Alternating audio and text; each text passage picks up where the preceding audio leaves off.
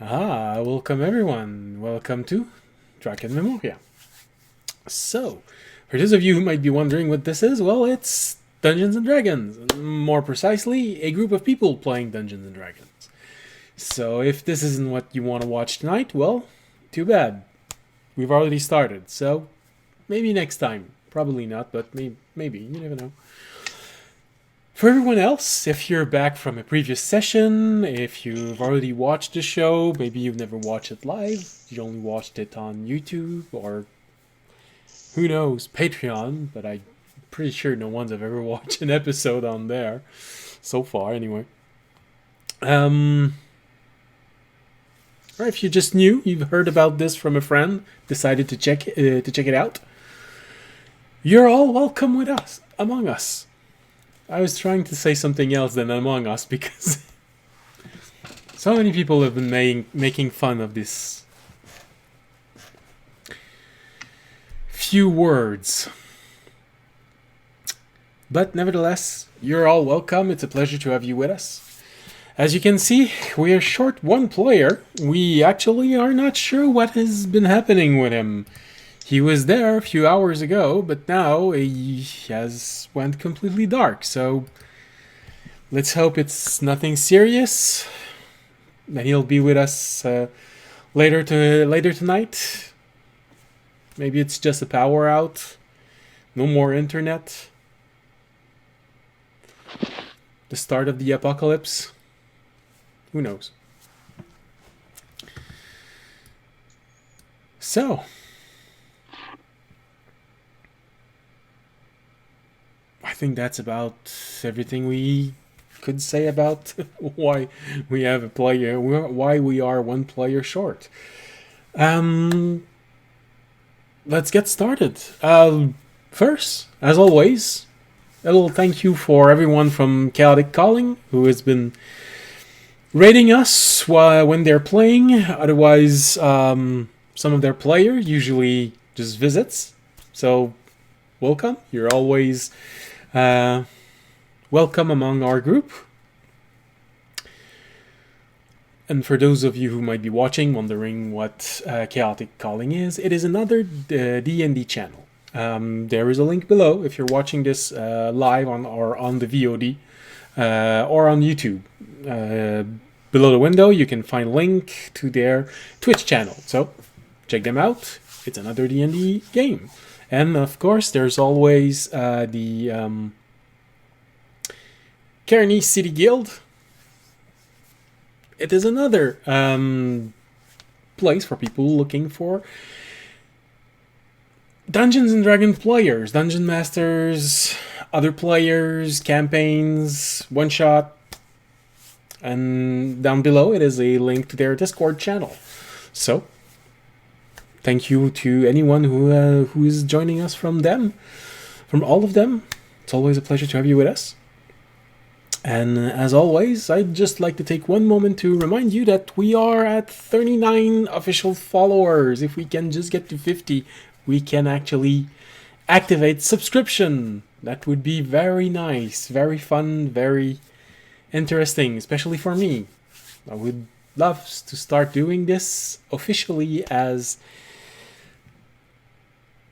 my job. So, I know that from the statistics, there's almost 100 people at least taking a peek at our stream every almost 2 weeks. So, if you're not a follower, help us out. Help us get to 50 followers. That's about it for publicities. So, let's get started with the game.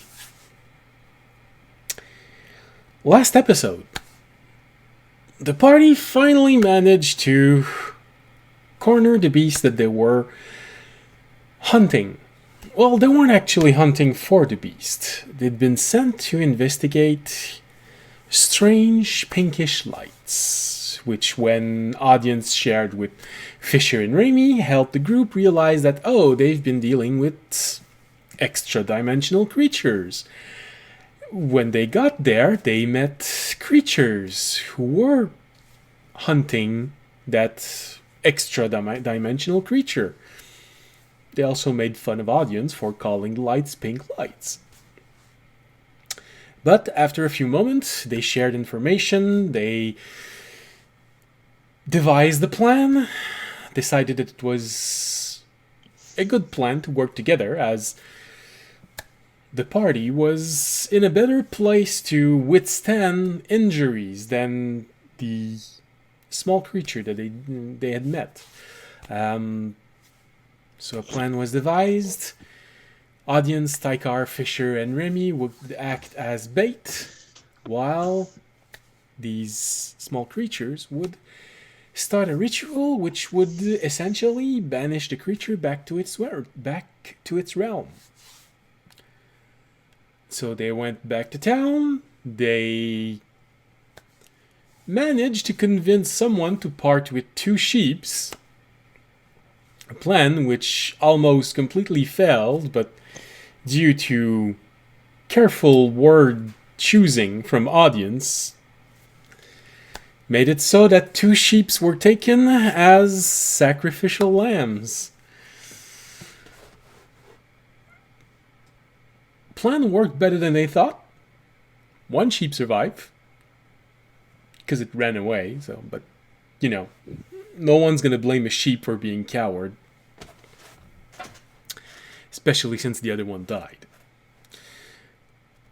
But all in all, the fight went relatively well, if not a bit long. But Fisher drew most of the attention of the creature, took most of its attack. Tykar found himself a bit of a chew toy for a few rounds, but survived. And after that decided to run healing for the group.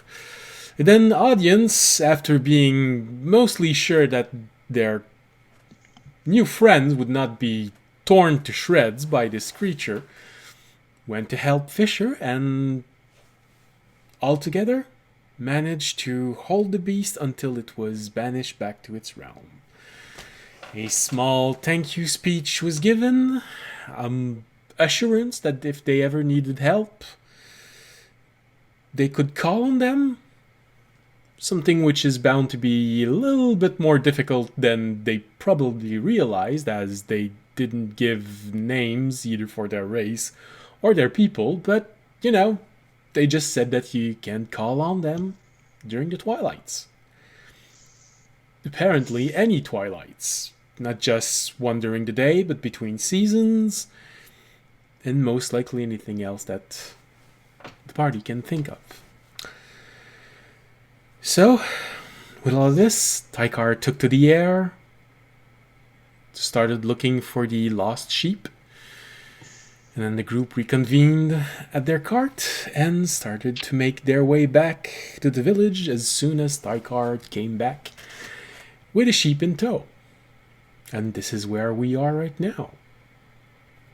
So, audience, Tykar, Fisher, what are you doing?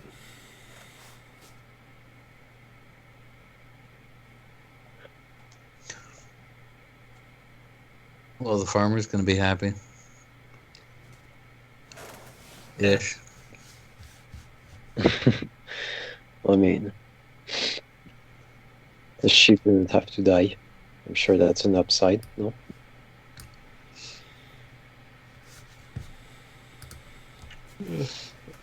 I'll pull out the orb and be like, I'll give the report to the garden. I'm gonna give the report to the garden that we've completed the second quest. Okay. Signed up for. As always, you take up the orb, you trace the symbols on the orb, and Syrah answers. Hello. Hello. Just wanted to let you know that we have completed our second task. We, with the help of some sprites, returned a flame-like panther from another realm who we believe was or not believe, Archer is affiliated with the Lady of Ash somehow, as she was the one who tasked the sprites to return it, which we helped them with. But we have completed the objective. Okay. Well, that's very interesting. Did you take any readings from the environment? What had been happening? Yes, we had the device set up the entire time. Oh, good, while we good. were returning the Panther. Oh, good, good. We have someone who is going to be very pleased with that.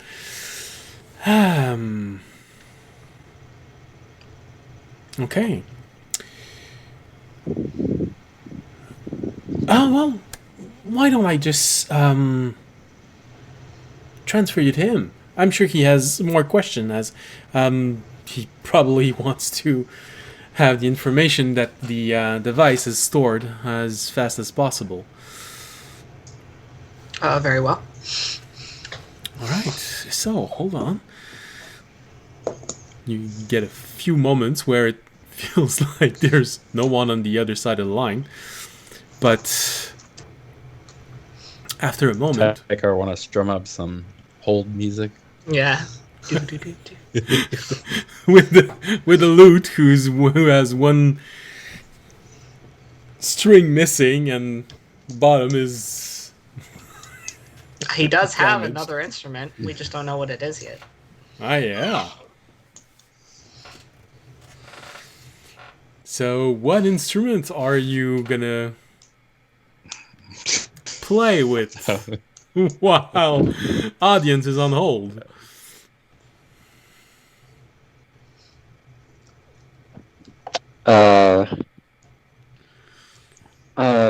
I guess I'll start setting up and tuning my viol.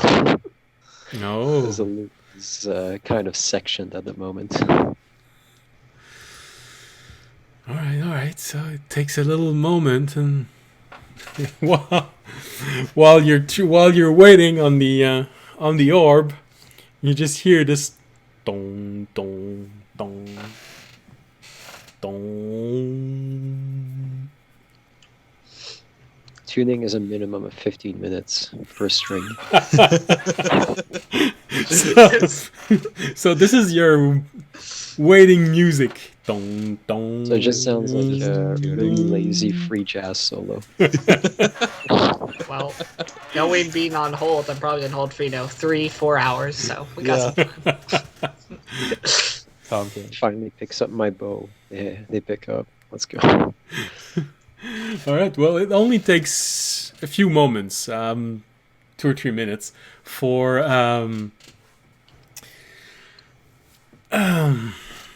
your friend who has several names. Probably the one that is the most used is Rusty, as he is an old machine. You hear him go, yes? Audience? Yes, this is audience. Oh, good. For one moment, I found myself talking to a rather unpleasant human. I think there was I think he was trying to communicate with me. I don't know why. But anyway, so you have all of the readings. So, yes. Tell me more. Well, I guess I'll walk over to the machine to look at the readings so I can tell him more, since I haven't really looked at it. And I see just like different spikes and... Well, you mostly only see crystals, so for you it's a bit alien to look at. For Fisher, a bit less alien, but still, it's not something you're very used to. It's like you trying to figure out, if you were in the 80s, how the latest iPhone works. Okay. So you can recognize that it's sophisticated and a bit beyond Then- your knowledge. Then I will do what the best I can, which is I will describe him what I see.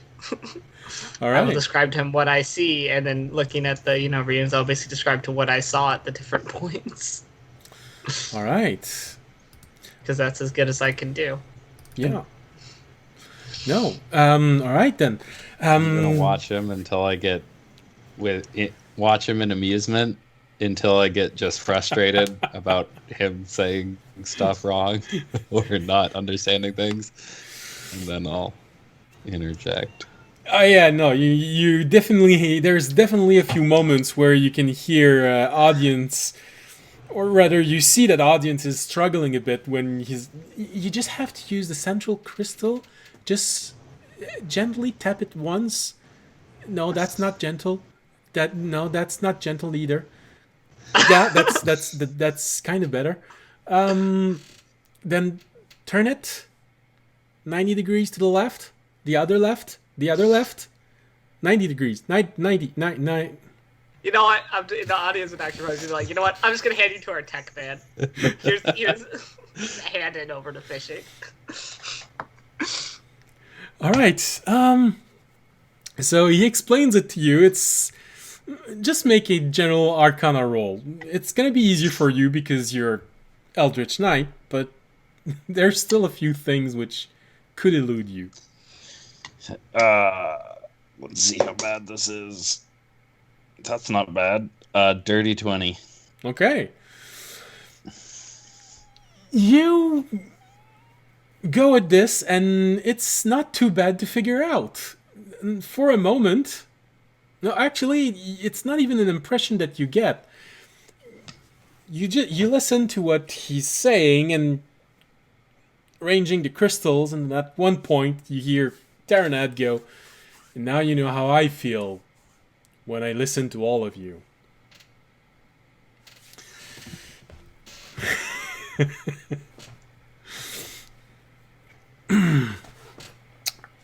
After a moment, you start hearing the crystal humming, and then you hear your friend on the other side of the orb go, "Ah, yes. Finally getting something here." Oh, right. Well, that's interesting. Oh, sprites! Yeah, now I get it. Oh, well, it's not that much of a surprise that there'd be some in your world. It does confirm a few of our theories about your world. Alright. Oh, well, I guess it also makes sense, you know? Lady of Ash, a realm of fire. Yeah, I get it. So, you've met caretakers from your world. Huh. Well, you know, we call them caretakers, but I'm pretty sure they have a different name in your world. So, how was the exchange of information with them?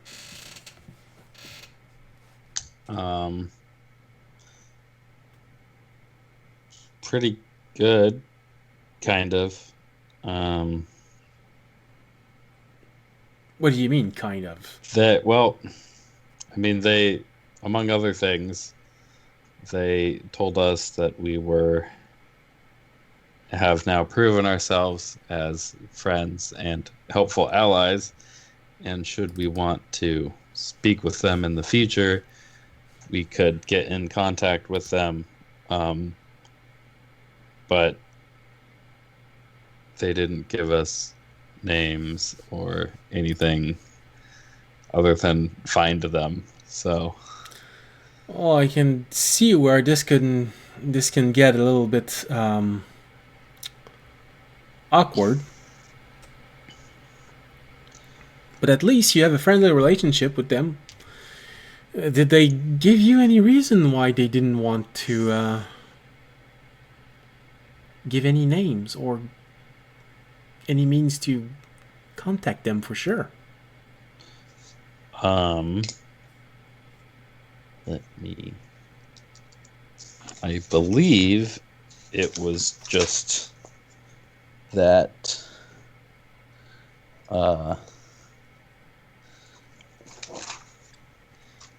None of us understood their language, so being able to say their names would be insulting, hard. I don't remember. Well, Also, makes a little bit of sense. They've been really busy, so they figured we could just find them wherever things are wrong. Speaking of which, because they said they run around and fix problems related to shards crossing over.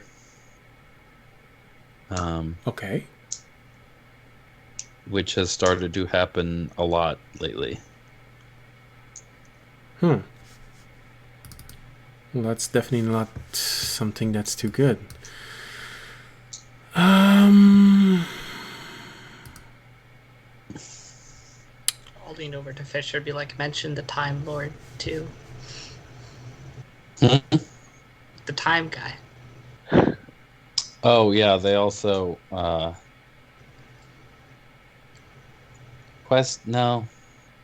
we ran into a being on our way to the garden the first time. That looked kind of like a sprite, but he was a lot bigger, and he was on a bit of a power trip. Messing around with time. How did you get out of that? According to them, he can do that because he stole something from them. And is now running around just, I don't know. Feeling the power. Yeah, I guess. Yeah. So they were kind of like, if you run into him, let us know. If we can get his name, not great at being if we can get his name, they can perform a banishing or like a summoning and trapping ritual. Yeah. That's what they said. Oh. A lad. Well, that's interesting. And we believe that there was someone in the garden who might have contact with him, who was actually a previous party member of ours, Elrond, the rogue. All right.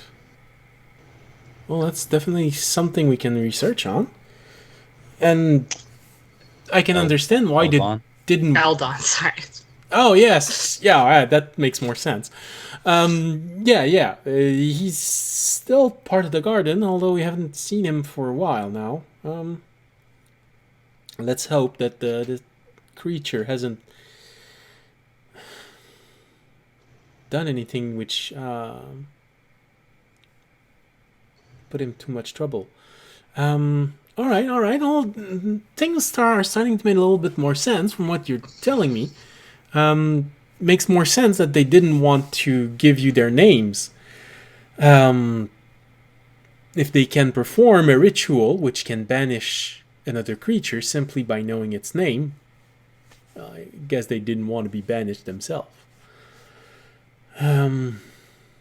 As far as not understanding their language, well, you're a Dragonborn. I'm sure you can understand that. I'm sure you've been in more than one situation where words just didn't translate well. Mm-hmm. You just told everyone that was how it was called, and everyone looked at you funny, and you tried to explain it. When just said, we called it this. And you just look at everyone saying, no, that doesn't quite cover it, but yeah, anyway. Yeah. All right. Well, that makes a little bit more sense. And so you say that they're very busy they've been busy for a while now. Trying to repair rebuild? Yeah. Apparently the walls of reality, they kind of chuckled a little bit when I dumbed it down that much, are rather weak right now because, or I mean, I think, or we think, because they said it all started around. Here's the question: what do you know of the objects that started appearing in the vault? Well, I haven't researched them a lot myself. That would be more of a question for Karen. But I can tell you that this wasn't something that was planned. We got to your world. We're there. We were there. We're there for just simpler research. There are things about your world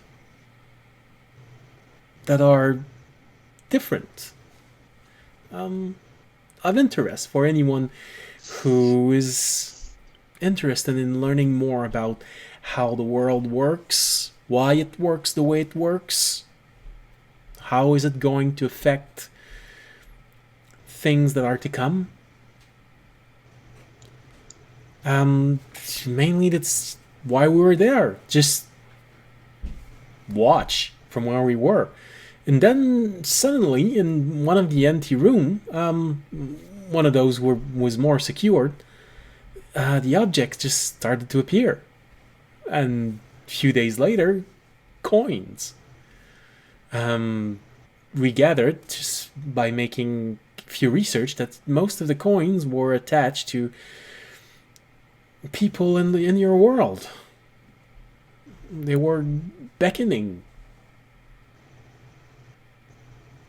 different people from all around, and for some odd reason they always seem to be arriving in your island chain whenever one coin decided to call. So we're not sure exactly.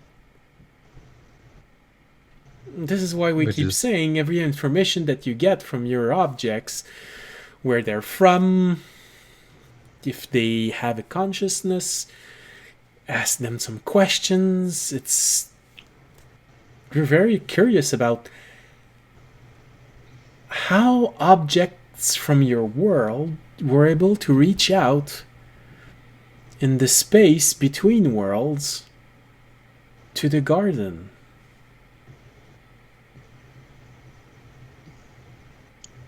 Also, did you take any readings of the vault ever? Oh yes, definitely. The garden itself isn't an extremely sophisticated research facility. It's mostly been repurposed from long ago, something that was more of a scout fortress. So it's really nothing that can withstand our best equipment.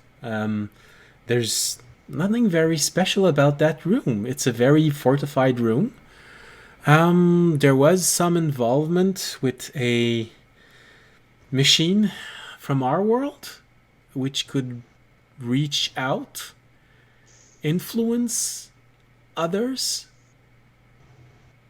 but the room itself didn't have any of these properties. It was just where this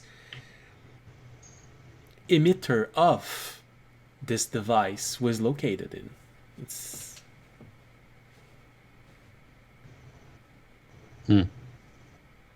I guess there could have been something lingering in there, which made itself visible? Yeah, because the timeline the sprites give puts when the walls started weakening right around when the objects started showing up. Oh. Makes us think that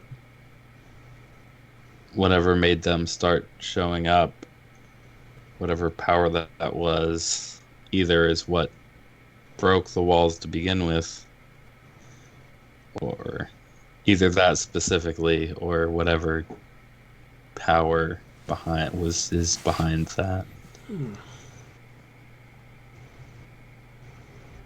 Well, Or maybe as a response to the walls shattering or something. I don't know. But that's when it all started. There's definitely possibilities.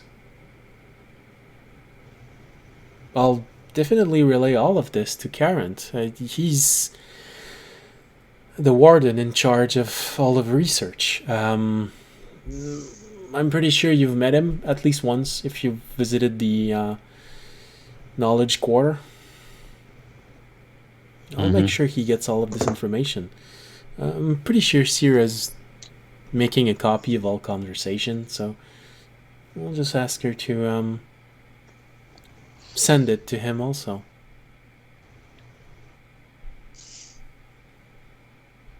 Well, that's all very interesting information. Also, one more question, seeing as you seem like you know things. Okay. And I don't think we're going to be back at the garden super soon for me to look into this. What does this symbol mean? And I will show him or describe to him the raccoon mask.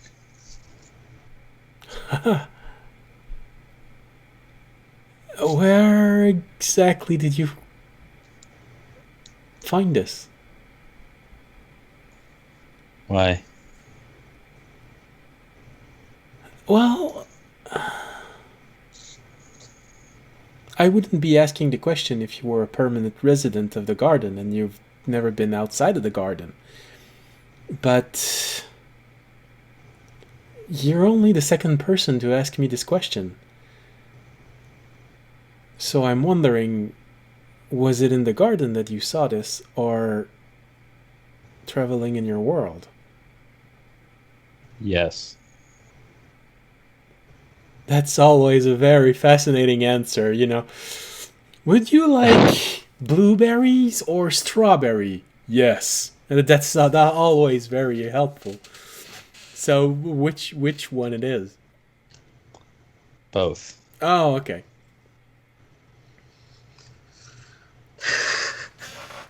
So you have this emblem on your world. Well, not. I've seen it outside of the garden. I don't know if it was on our world. Well, if it's outside of the garden, it's definitely not in the garden that you saw it. Yeah. Well, We had a strange shared dream in which it made an appearance. Yes. Well. Oh, that would be an explanation better given by a person of faith. Well, if it's the same symbol,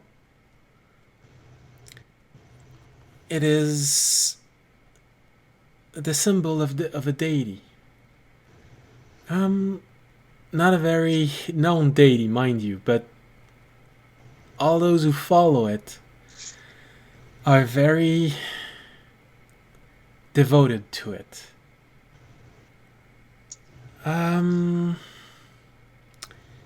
Usually it is more known by one of its simpler name. Mos is probably one who is more common.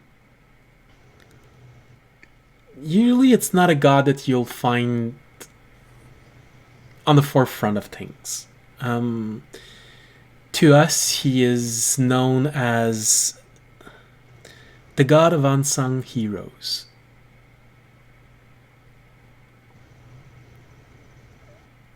Also called the selfless god.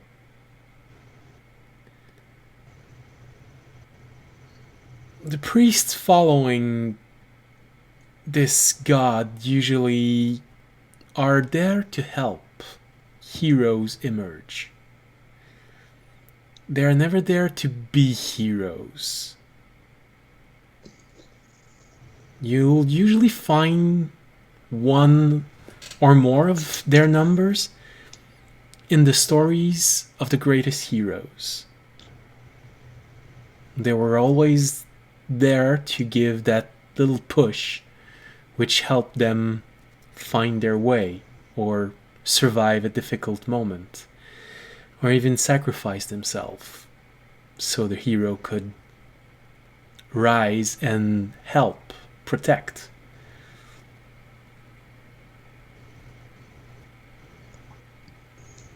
You said its name was Mos?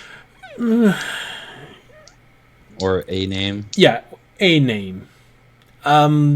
Its complete name is usually more of a debate for academics. But like it is M-O-S? one of its... Well, yeah, younger people also call him Moss because it is effigies usually gathers moss. So younger people usually like making fun of it like this. But yes, it's mostly written the same. He's a very old god.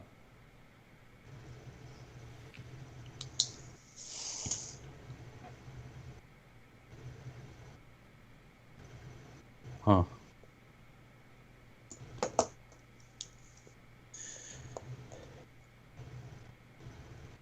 Actually, a lot of scholars say that his name is so long, it's nearly impossible to pronounce.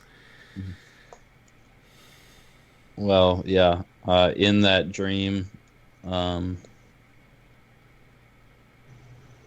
as far as we can tell, we were in fact speaking to it, or an emissary of it. Yeah, most likely an emissary of it. But something extremely powerful. And he kind of took, because I know you guys have been curious about this, he kind of took credit for at least some part of our kind gaining sentience in this world.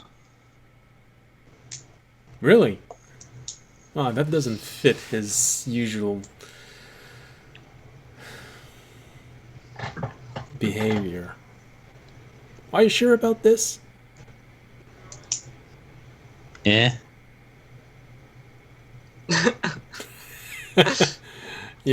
I don't want to be sure about it. No. But when I asked about it, he responded, or they responded with that they needed it and only those with potential got it.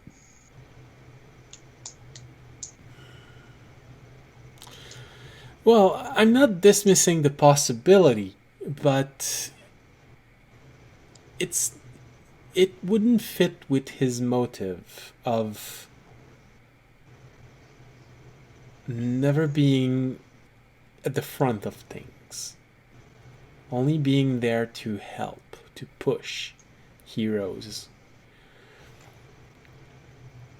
Now, Kind of seems a bit straightforward to me. well, let's just say this. If you ever meet one of their disciple, there's a good chance you won't notice it. unless you are experiencing some incredibly unsurmountable difficulties or nearly impossible odds. And if you meet one of them, it usually means that someone in your group is meant to be a hero remembered throughout the ages.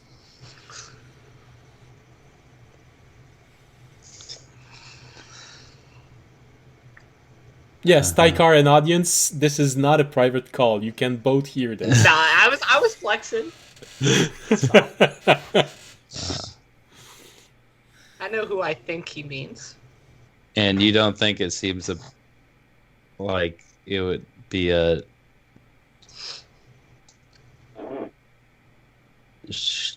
not too big of a leap to think that, I mean, the fact that they said only those with the potential could be. Like I said, I'm not dismissing the possibility of this being real. What I'm saying is it wouldn't fit his normal way of doing things. There's probably one thing that I guess you should take into consideration. If you met an avatar of him, then you can definitely take what you heard at face value. If you were actually hearing his voice, then you should take all of this more as a prophecy than word for word interpretation of it. When God speaks to mortals without taking shape, their minds usually struggle to understand what they say. This is why many gods speak to their followers in dreams, because they can just convey information, and the mind of their subject, their followers, creates the narrative which makes sense, which convey the information. It's a safe way, because let's face it, if you actually met a god, not just a small god, but a greater god, your mind would most likely try to gnaw through the tether linking itself to you. It's a quite debilitating effect.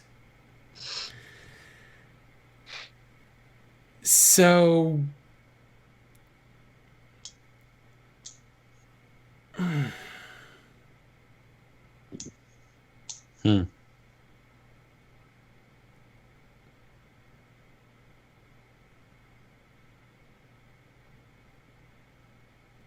Do you think if it was an avatar that we spoke to, the avatar would have taken form?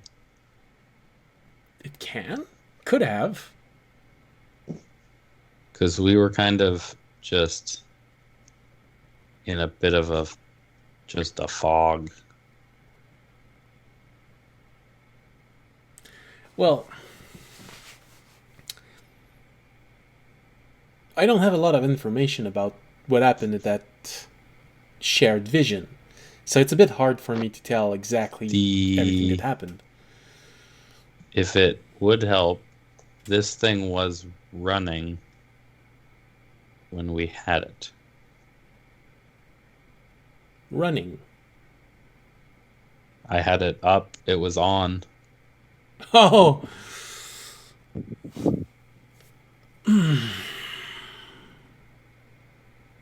I'm pretty sure that if a god tried to touch your mind while this was activated,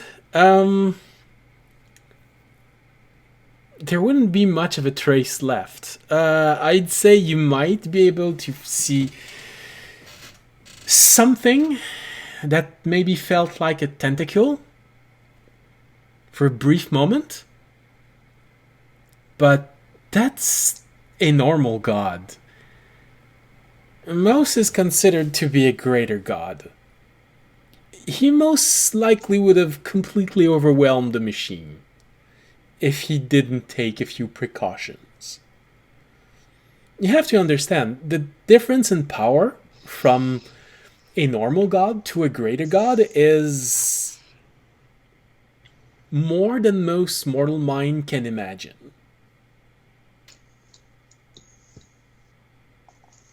While demigods can roam the plane and influence things and be considered almost impossible to kill, gods will look at demigods and feel like they're ragdolls, ants. A god can easily create a realm, destroy one. They can basically sneeze a demi-realm by mistake. For a mortal, that's quite impressive, I can admit it. But for a greater god, they usually don't even interfere with the affairs of mortals. They're stuck in a place of reality that is so abstract, your mind would have trouble understanding what's going on. They're usually just there, making sure that the universe runs smoothly. Or in some case, survive.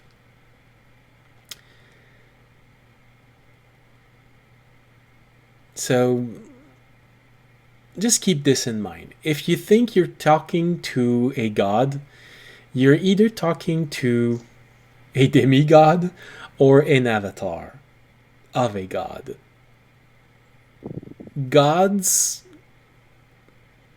well, let's just say they're lights too bright to be seen directly. If you find yourself in front of a greater god, I really hope that it was planned, because your mind is gonna try and run away from it. Your soul will just start screaming, hoping to find a place to hide. Anything above that, your mind would basically start shredding itself to pieces. How likely do you think it is that somebody reached out to us trying to impersonate him? Impersonate him? Gods usually don't like it when another entity tries to impersonate them, so unlikely that someone was trying to impersonate him. But not unlikely that he might have tried to reach out to one of you. There's a good chance that there's at least one or two among all of you who came to the garden who are destined to become heroes, spoken by legend for ages. I mean, a lot of you are very capable adventurers. Some of you even already have reputations and quite an impressive list of deeds. So there's a good chance that at least one of you might have been touched or helped in some way by a follower of his.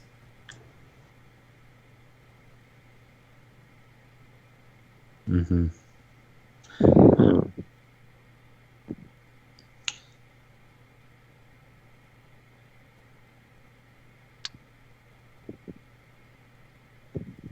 I guess that's it then. Yeah, anything else you need, want? No, I'll be taking a little while understanding everything that the crystal has been sending me.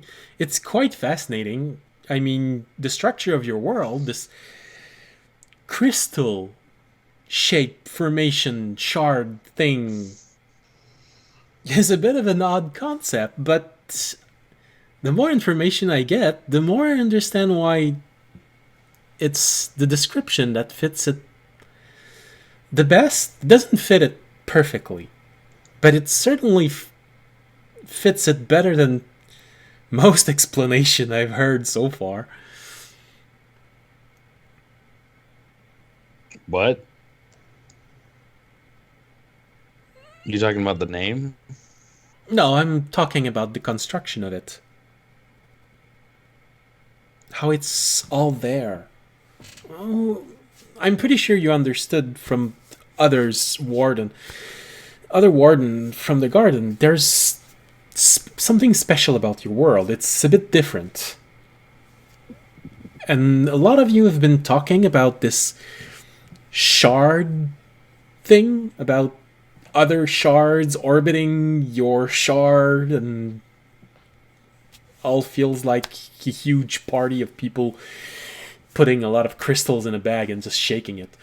Is that not normal? It's normal for you. Right.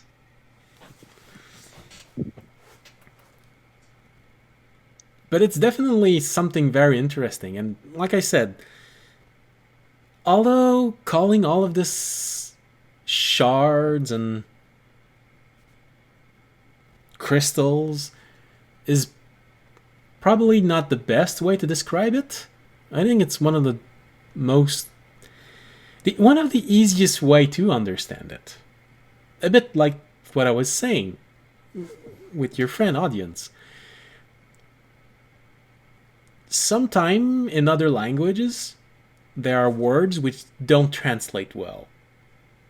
You can find something that means something close to it, but this is why other languages sometimes adopt word from different language, because there's nothing that really compares to that word in your language. I can understand for you, Fisher, it's probably a concept that's a bit harder to understand because your normal language is that of the common people, but all of your friends, they all come from different places and they're all from different races. It's probably a concept that they'd have a better grasp of. I'm sure they've all found themselves in moments where they just couldn't convey the right information because they either didn't know the right words or the exact words to translate this word for word, or even on a concept level, they just didn't match. I'll look over at Raimi and yeah, makes sense. Raimi looks at you for a moment, then he looks at audience again. Alright. Well, thanks for the info then. Well, I'm glad I could help, or at least I hope I helped. Mm-hmm. Do you want us to send this thing back to you somehow? Well, yes. Or are you good? Well, of course I'd like to have it back, but if it's not too much trouble, from what I understand, you're not coming back here before going to your next quest. So, if you can keep it with you for a while, I'd appreciate it. I don't know if you have storing capacity beyond the cart that you have. Yeah, we've got something. Well, that probably would help. It's not going to do anything weird if we set it up in an extra dimensional space, is it? It's gonna take reading from an extra dimensional spaces, which could be very interesting for me. Less so for you, but very interesting for me. Less so for us, meaning we Meaning won't you- understand it. Not less so for us, meaning it's going to blow up and therefore not be very interesting. Well, I'd say it's more like a 98% chance of the first answer. But I really Okay. can't dismiss the possibility of the second one. I don't know what that other thing you're talking about is. When someone creates an extra-dimensional space, they set the rule. So someone can, I don't know, decide that throwing mustard on the floor implodes the universe. It's weird, but someone that knows how to build extra-dimensional space can set that as a rule. Fair enough. Oh, I guess, yeah, we'll return it when we get around to heading back. All right. So, which one are you going to try next? I know. You don't have to say it. That's just curiosity. I'm just. I believe we're gonna head to a cave where actually one of the members of the garden died. Oh yes, that cave. Oh, so you're gonna go mushroom picking and doing a bit of corpse investigation. Yeah. I'm sure there will be more than that, but Yeah. Well, if you want, unless they just died from Eating mushrooms. the mushrooms. yeah, that would be a bit of a stupid way to die. I think there was a report of a creature or something having killed the adventurer. I don't think there was. I don't We'll think figure there it was out. mushrooms. Well, Yeah. actually, Sal's not too far off. I can ask Syrah to add him to this little conversation if you want to. Sure. Is he the one who put up that quest? Yeah. I can see him. He's walking right in front of the shop where I'm currently in. He's just outside. Yeah, I've got some of your people on communication. Your mushroom picking group.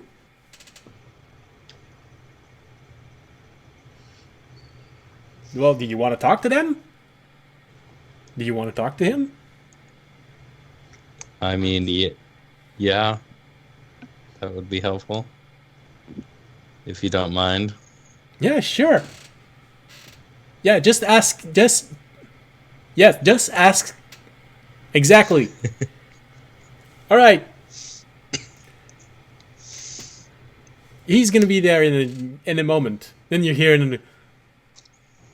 Hey, so you're my mushroom picking group. Yep. All right. Well, I'm gonna let you go. So, thank you for all the information. And hey, never hesitate. How Later, were the Rusty. first people I met? That's. I feel like Sal might have been one of the first. Oh, actually, I have another call. Oh yes, it's from Amy. All right. Well, I'm gonna let you go. Bye. Wait! Sorry, I was audience. like, wait, It's already no. gone. Moving on. All right. Well, you have Sal, the human potion maker. Please. Is there anything you wanted to ask him? You said wait just before he. No, it's fine. He's gone. I didn't call back. Okay. So, what exactly did you want to talk about? Just, I guess, what exactly it is specifically you would like us to do up there. All right. So, Okay, I thought that because you didn't come and visit me, you already knew everything that needed to be known. So you just took the request and left. Well, audience, what did you write down about it? I wrote that. I'm going through my notes right now. Let's see, where did I write down these quests? All right. God, I have so many notes. We were in a bit of a hurry to get out of the garden. Quest. We forgot quite a bit of things. I wrote down City Othanel, Northern Capital, Mushroom. Okay.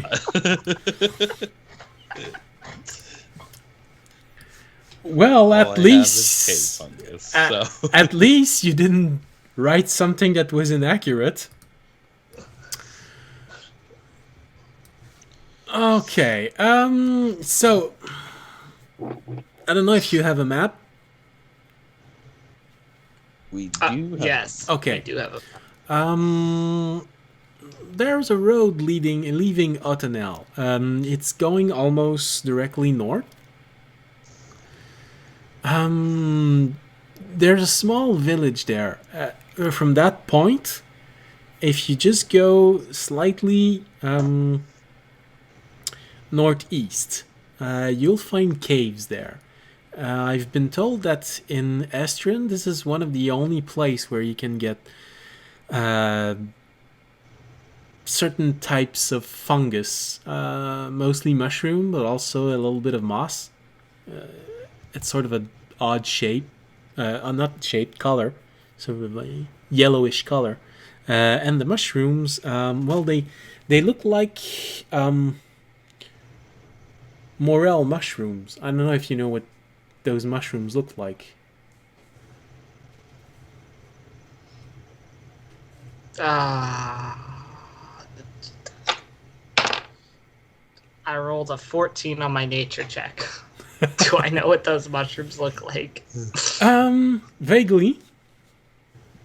It's fairly common, bit more up north, closer to where you're from.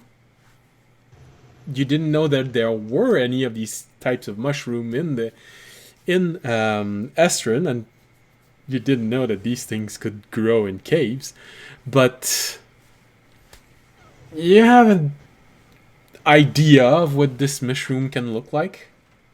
Okay. I'll say I have a vague idea of what it Okay. looks like. Yeah, they have a strange earthy smell to them. It's very useful for different kind of potions. Of course, there are alternatives, but they're all a whole lot harder to find. So,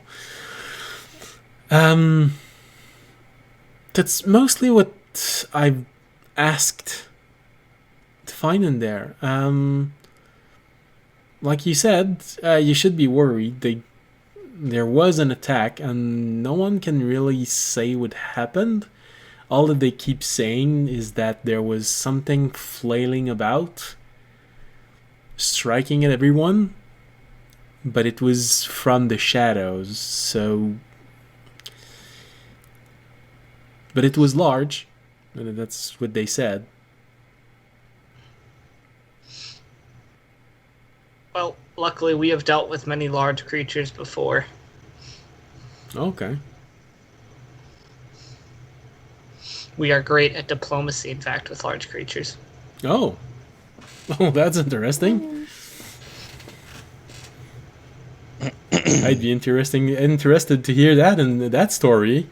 Next time you're in the garden, why don't you come at the inn? We'll share a little bit of information about the interesting things that you've seen and conversed with. Sure, I'll come by next time. All right. I'll let you know when we're back. Well, anyways, you're gonna have to come by and give me the mushrooms at one point. Yeah. So, How much do you want? since it is a fairly common ingredient, as much as you can.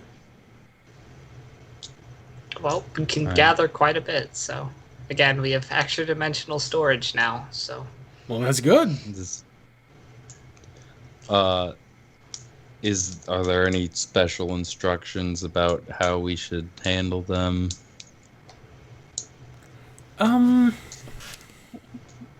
Well, try to bring them as intact as possible. I've asked these kinds of requests to some people, and sometimes people just don't seem to understand that you can't just grab a mushroom and squash it in your hands and then give it back to the person asking it and say, "Oh, thank you so very much. I can do so much with bits of mushrooms." So just try to get at least a few that are complete. Like complete, The like cap roots intact? mostly intact, yes. Okay. It's That's not a fucked. cake, and you're not a 2-year-old child just grabbing the Right. cake. You know, it's still kind of a flower. Pick it gently. Are these going to be in the dirt or along, like in rock? No, I've heard, from what I've been told, these mushrooms are mostly in the dark. So you're gonna have to find a cave. I've been told that there's quite a lot of caves, and actually there's also another quest for an arcane laboratory. So just don't go too far to the west, because you might find yourself in there trying to find mushrooms, and mushrooms growing in arcane laboratory usually Oh, aren't friendly. do you think that might be what attacked No, the I don't know. previous people? Like I said, we don't have a lot of information. it's a large creature from the shadows that flails. Yeah. We'll figure it out. Yeah, I'm not worried. It's good. All right, so as much as you can find, that would be very useful, and also the yellow moss, if you can. We'll grab some yellow moss if you see any as well. Good. Would we be looking in the same spot for that? Yeah, usually one grows on top of the other. And by that I mean the mushroom goes on top of the moss and not the other way around. Okay. Anything else? We'll get back to you when we're done. All right, then please be careful. I mean, you're all adventurers, and I know you all have very dangerous lives, but it really isn't a good excuse for getting yourself killed. Yeah. Be kind of embarrassing to die gathering mushrooms, so you know. Since a member did die, let's not maybe say it's embarrassing as much as, that's in poor taste to his family and friends. Yeah. I'm pretty sure that it was devastating for Okay. someone somewhere. Noted. Oof. Literally just calling the man who died a fucking embarrassment. Jesus Christ.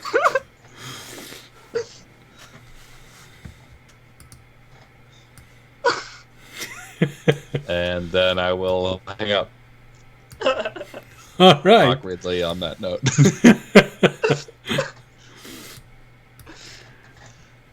All right. Well, he doesn't try to hold you up anymore. So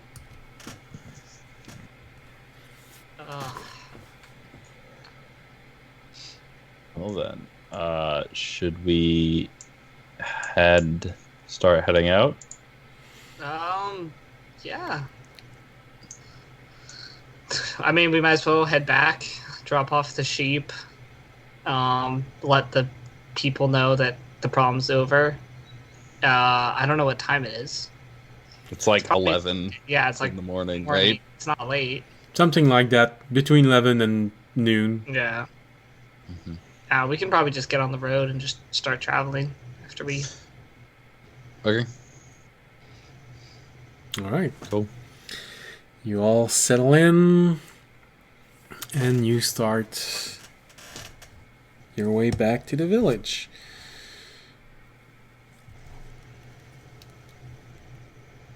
You get attacked by the same thing. Comes back. Comes back.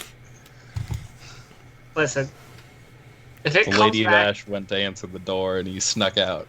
Damn it! it has our scent now. Yep. Oh, actually, I know. I like the dice roll that I just made because I was pondering on whether or not to give something for the quest well done, and the dice are in agreement with what I was going with. So, during the travel back to the small village, Fisher, you do notice one thing about yourself. As you're there and you're just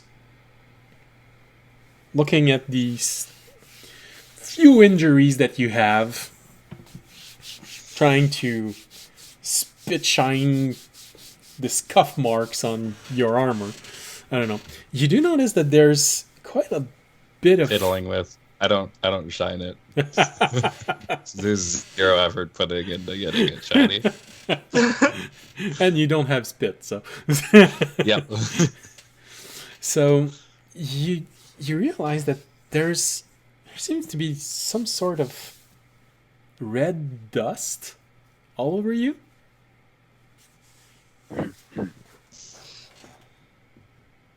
That's weird. And as you dust yourself, there's quite a lot of it, actually. And it just falls on the inside the cart. Almost like fiery glitters. Fisher, have you been rolling in clay again? God damn it. I'm just gonna stand up and just shake.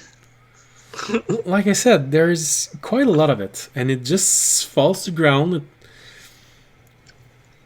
looks... Oh shit! Nice. Oh! Oh! That's why... He No. was stealth this whole time.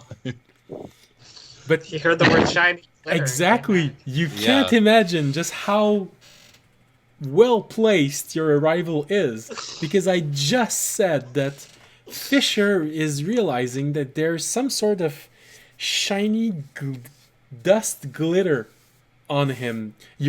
Right now you're going back to the village, so Fisher is dusting himself off after the battle, and this red glitter keeps falling from his body on the bottom of the cart, and there's quite a lot of it.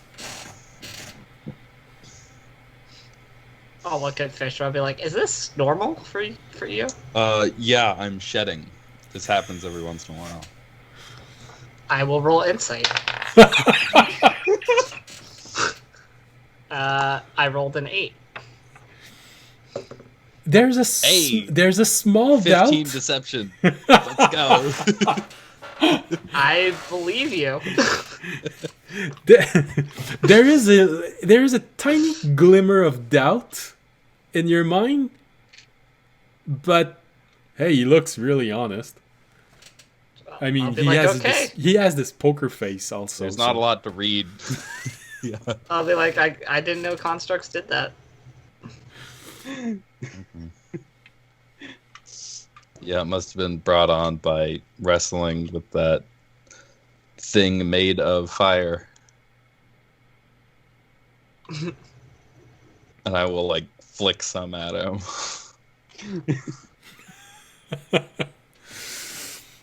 Well, there's definitely something arcane about this, as when you take it, you can just feel the... Not exactly static, but that's probably the word that describes it best. Static arcane energy into it. Can I ask Terranad what if he knows what it is? Make an Arcana roll.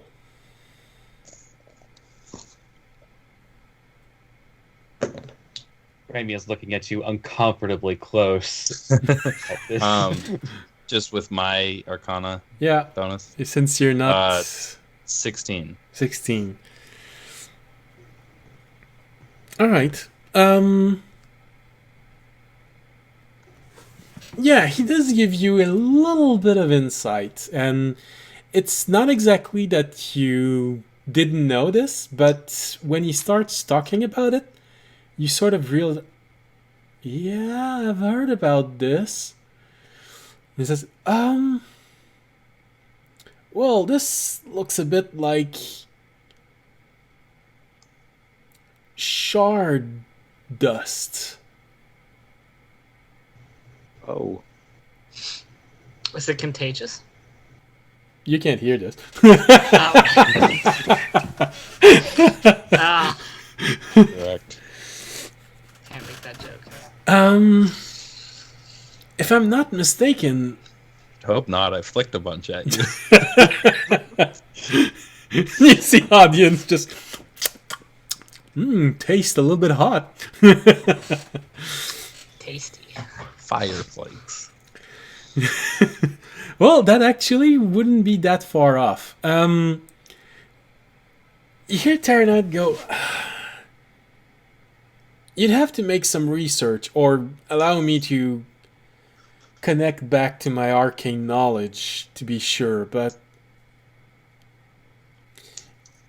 usually this happens when you fight with some creatures coming from other shards. And usually when this happens, the crystal dust has some enhancing properties related to the shard that it came from.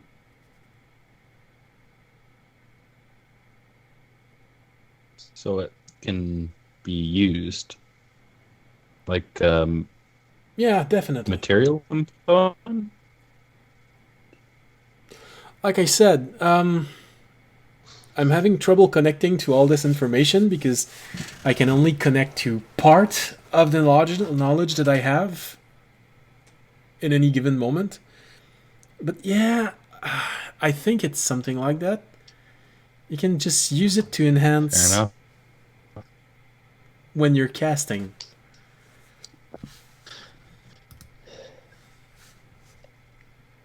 Guess I'll stop. I'm gonna start trying to collect. You're Raimi lagging is so already much. way ahead of you on that one.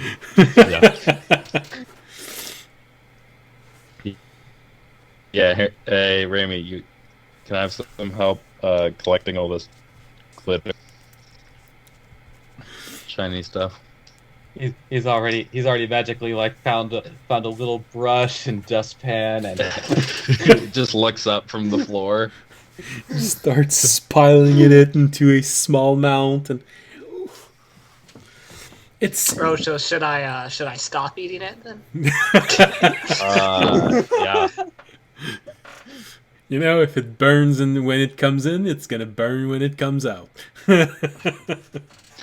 Listen, I'm the one who likes the spicy Jello. Okay, like my food That's hot. fair enough. hey, Raimi likes the Yeah, this spicy Jello is too. this is not curry powder. Damn it!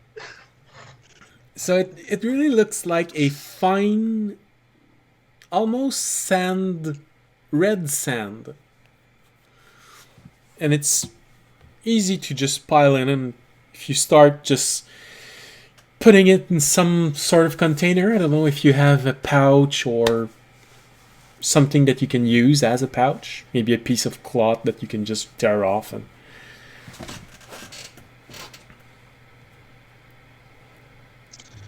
I think I still have a sack or two left from.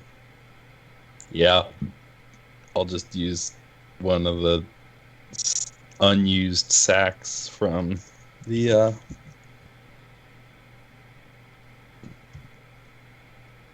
what it was called, Umber Hulk.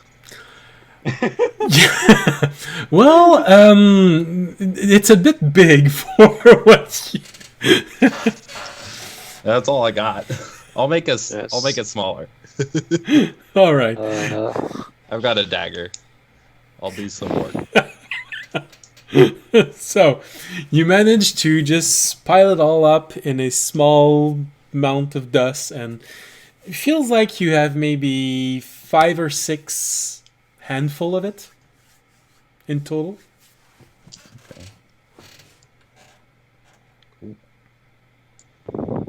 And like I said, it's sort of like a very red colored sand.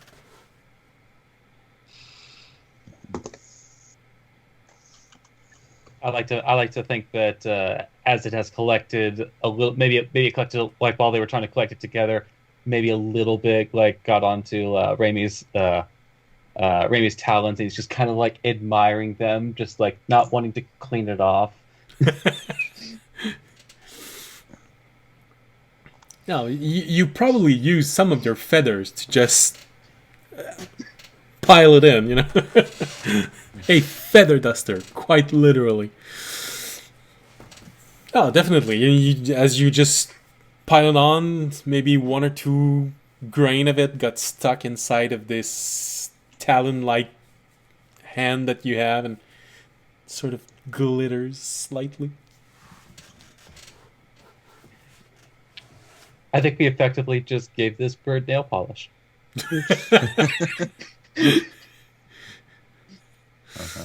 All right.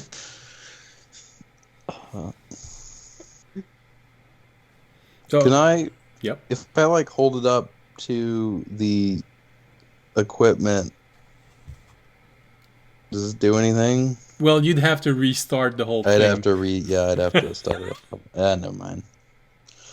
I'll figure it out later. There's always just identification also. So Yeah. Raimi, you want to identify one of these? Or some of this? Yeah, Raimi was maybe a little bit distracted, realized talking to him. Oh. Just starts all right. Well, nodding his head for you certainly have enough time, as it's about an hour to get back. So you still might have 50 minutes left before you get to town.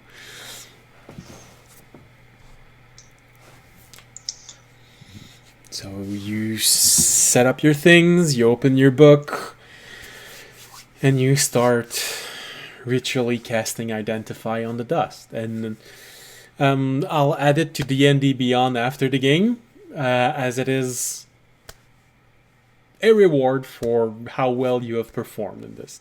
It's actually, the dust can be used to enhance fire spells. Fire damage dealing spells. When you use it... If I could ever manage to hit. Well, this could help you. There's enough... You think there's enough of it for 6 use in total. All you have to do is take a little bit of it, almost a handful, and it replaces any material component for 1 casting, no matter the cost of it. When you use the handful of dust that you have, it will either give you advantage on your attack roll or impose disadvantage on a saving throw from an enemy. And essentially you can roll the damage of the spell at advantage. Basically you roll twice and you can choose which one you take. Nice. So this would work if, for example, it doesn't necessarily need to be a always fire spell. It can be a spell that has a fire effect. Example, if you use your chromatic orb, but you choose the fire effect, you can use... That'll work. It'll work on Uh-huh. that. It's not going to work But- if you use it as a ice spell or lightning orb, but it's going to work if you use it a fire orb. Will it work if I set myself on fire and then try and punch someone? If you get the red dragon mask, you'd actually be in business. Well, if it's part of a spell, I don't know why you would want to do this, but it could work, you know. Alright, I'll keep it in the back of my mind. Okay.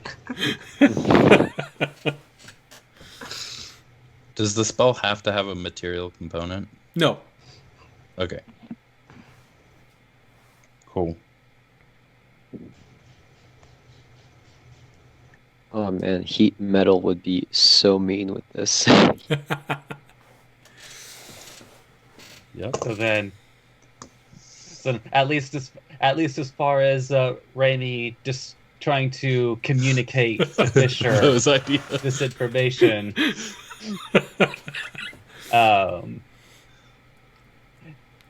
Just like at Raimi, after doing the little pearly dance above the powder, looks at it, looks to Fisher, like goes ahead and puts it just like gently in your hands,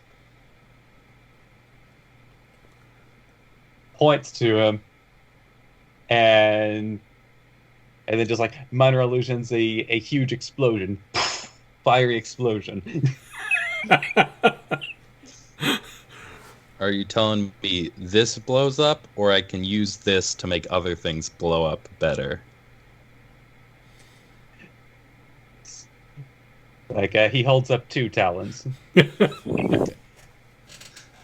this sounds good to me.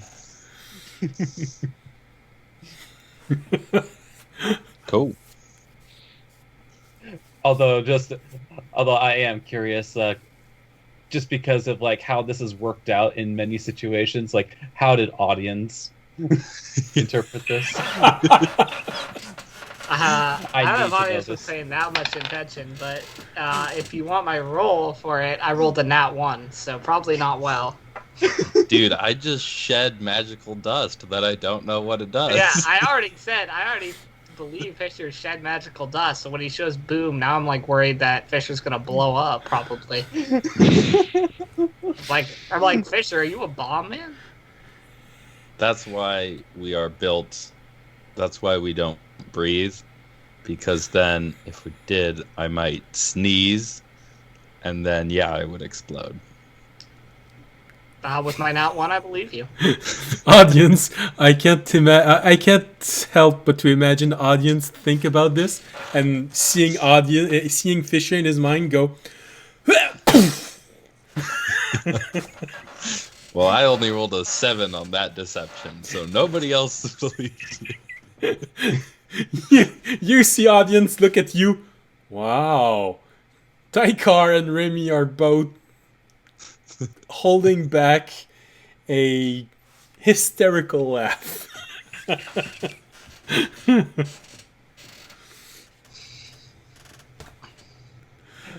Remy just goes over, like brings his hand up and pats on audience's shoulder, just like, and having that now very frequent thought, it's a good thing you're pretty.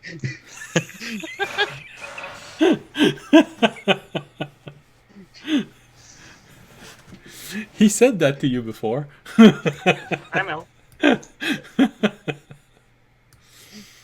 All right. Well, the rest of the travel goes uneventful, and you find yourself. Yep. You wanted to add something? Taikar, Oh, Yes. you are a bit more adept with the magic than I am. Do you have anything you could use with some of this? Well, let me just recheck my spell list real quick. Make sure I don't have anything else. No, that'll actually be legit the only thing. Okay. You really need Um, spell that affect creatures. Yeah, not just people. It I don't know. That's kind of wasn't what bards useful do to- until later. I mean, I do have this one party trick that lets me that helps me escape from guards or people wearing too much armor for me to handle. And if this actually does what you say it does, it might actually make it a bit more deadly than I need it to be. Well, why don't you take one pouch just in case? I mean, we can test it if you want. I'm good right now. Maybe Actually- we test it on somebody else. All right. Designate a target and I'll get at it. Sounds good. Oh, I was gonna say make an intelligence roll, Tykar, but intelligence really isn't your best. Even if you want it. I, as the player, believe in Thykar. Raimi, So, what did you roll? I rolled an 11. An 11. Well, Fisher gave you the equivalent of 1 dose of it. If you don't Alright. want to use it, a component like this, if you find the right buyer, could probably be worth something.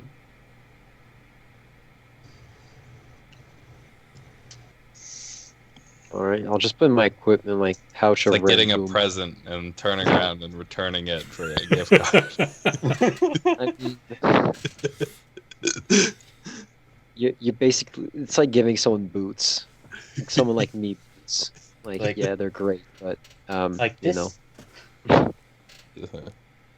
this Thykar was given to me by my great-great-grandfather, and now I want you to have it. Hey, what's it doing in that pawn shop down the street? All right, well, the rest of the travel goes without any problems. And after 1 hour, and probably at one point a cacophony of sheep starting to be not too comfortable being in a cart, you find yourself in the small village where you were, and at noon, then most likely a lot of people are in the town square, so you easily find, or no, it's probably you. You probably easily find the person that you took the sheeps from, and as you hand him back one sheep, you get the message of, "Thank you very much. I am very grateful." Man, my daughter is not gonna like this. She really liked the other sheep. It served its purpose tell well the and difference. honorably. Yeah, not a lot of 3-year-old understand that. Tell her it went. Just say it was a hero and went to a better place. In a blaze of glory, I imagine. Blaze is one thing. Yep, Correct definitely terminology. a blaze. Well, thank you for bringing back at least one.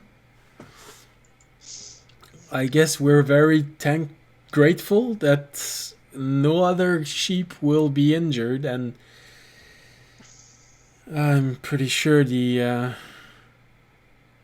shepherds are also gonna be very grateful that they now don't have to worry about being torn to shreds. Yeah, it's gone. It's got. Any ideas why the one that got injured don't remember how he got injured? Any answer on that? Probably just trauma. Yeah, probably trauma. The thing was really scary. Terrifying, some might say. Okay. Well, makes sense. You know, it's a shame that in this exact situation, it was sent to a farm upstate. Like, probably doesn't make a whole lot of sense. All right. Oh, thank you very much. I'll spread the word around that the fields are once again safe. Seeing as I totally forgot about that aspect of this, would it be easy to assume that the memory loss is to the sprites not wanting it to make a huge impact? Oh, that's what I just assumed. I just didn't want to bring that up. 'Cause I didn't know if they want- Well, yeah, I'm not bringing it. I'm just like in my head. Make an intelligence roll.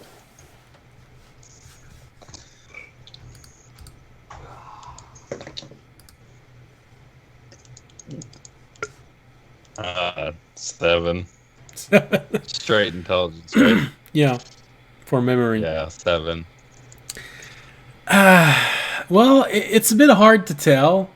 I mean, you remember that the entity which had held you was a bit baffled by the fact that you could see while he stopped time. So, yeah, you could assume that they have the ability to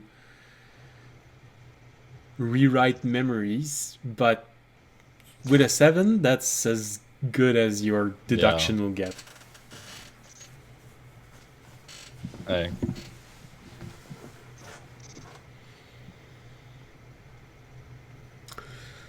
All right, well, Can we take or have taken a short rest? yeah, definitely. Okay. You were 1 hour inside the cart, so Remy had time to make a ritual casting of Identify. So just there, you have your short rest. Child. And like I said, with my rules, unless an ability specifically state that it takes more than 20 minutes, short rest lasts 20 minutes. So if your ability Alright. says that Oh. you have to meditate for 30 minutes, then you have to take a 30 minutes short rest. But if there's no mention of it, a short rest lasts 20 minutes. Okay. Cool. Right. And you can only take one every hours. So you can't take Yeah. 3 short rests in an hour. I'll get will- back. Okay, I'll That's use. right. I a didn't sun- take any damage. Like, are you saying you something? guys are still a little fucked up, right? I'm. I'm we'll at see. 36 out of 48. All right, I'll You, go ahead and Song of Rest you guys while. yeah, while you, we you do this, notice so you just that have to use most. one. Sorry. That's a D6. You get an extra d6 if you use hit dice to regain health. Okay. Cool. Okay, I will use 1. I am back to full. I assume I will probably be as well, since I rolled very badly. Although I used my second wind again, but All right. I'm back to full. There is a d6. Here's a d6. Meanwhile, during this short rest, I'm Raimi actually full. is just playing with his familiar. And these amateur, they all got injured. It wasn't even a hard fight. I mean, it wasn't a fight. It was the game of tag.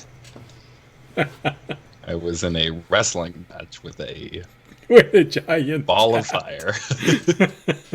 With a flaming cat.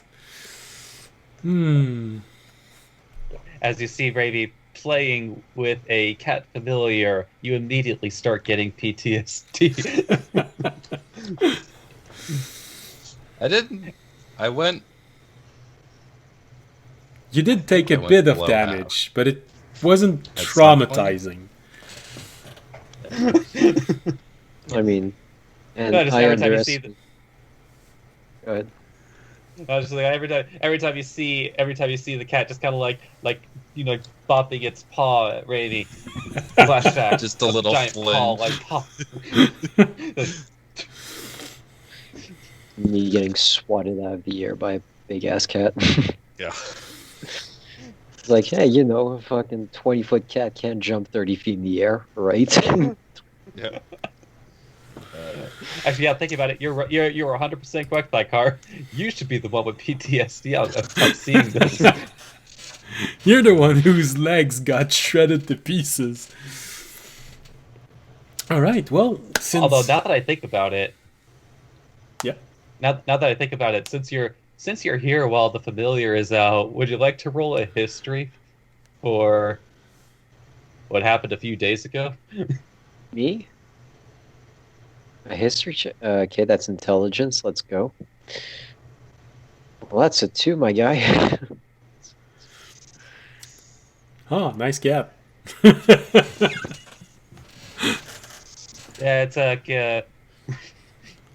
it's like It's yep, I haven't seen this cat before, ever.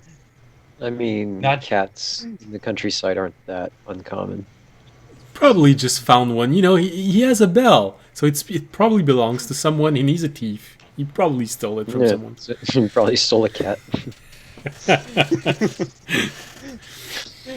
That's what you Just get has He had into. the sheep back, but he stole a cat. Give him a bag of holding, and it'll just be full of hamsters in like 2 weeks.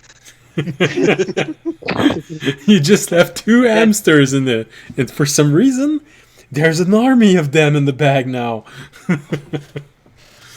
All right. Well, as you get into this village, and you take a few moments probably to eat something before going to your next quest, we're going to take our break here, and as soon as we come back, the voyage start. Well, actually, you have a decision to make in your travel. So, are you going straight up north toward the small village which leads to the entrance of the possible cave? Or are you going east and taking a small detour to Otonel before going to the village? We don't need to go to Otha now, right? There's nothing there we need. Oh no, I know that you don't need to go there right now, but audience might want to take a detour there. Because he knows that there's someone there he wants to see soon. So Wow. That is true, but audience. So for the, I don't think audiences go out of the way to go there for no reason with their test. It's not that desperate. oh, the location of the mushroom. So is that the small dot along the road to the north of Ottenel? yeah, Okay. it's the closest one to the mountains. Yeah. And we are currently at the fork southeast of that? Yeah. Okay. That's right. I have a name on my map, and you don't have a name on yours. So if you want to So we add could it, either just go straight up there, or we could go back a little bit. And yeah, then you to make a little Ottenel. hook to Otonel. okay. Otonel Depends if is we want to prepare anything. Otonel really. is one of the largest city. It's the in terms of sheer size, it's the second largest city to the capital. So Right. if you want to buy things, if you want to prepare more, you're almost sure you can find whatever you want there. I forget. Did we tell them to send our quest rewards from the lake up to That's Othanel fast. or not? I can't really. I literally can't forgot. remember if we asked them to or didn't ask them to. I felt like we did. I am pretty I sure don't- you did. Okay, then I think we should go there, get our money, and see if there's anything we might want. All right, so Not a bad idea. here's everything that you could remember for this. Othanel is one of the largest cities.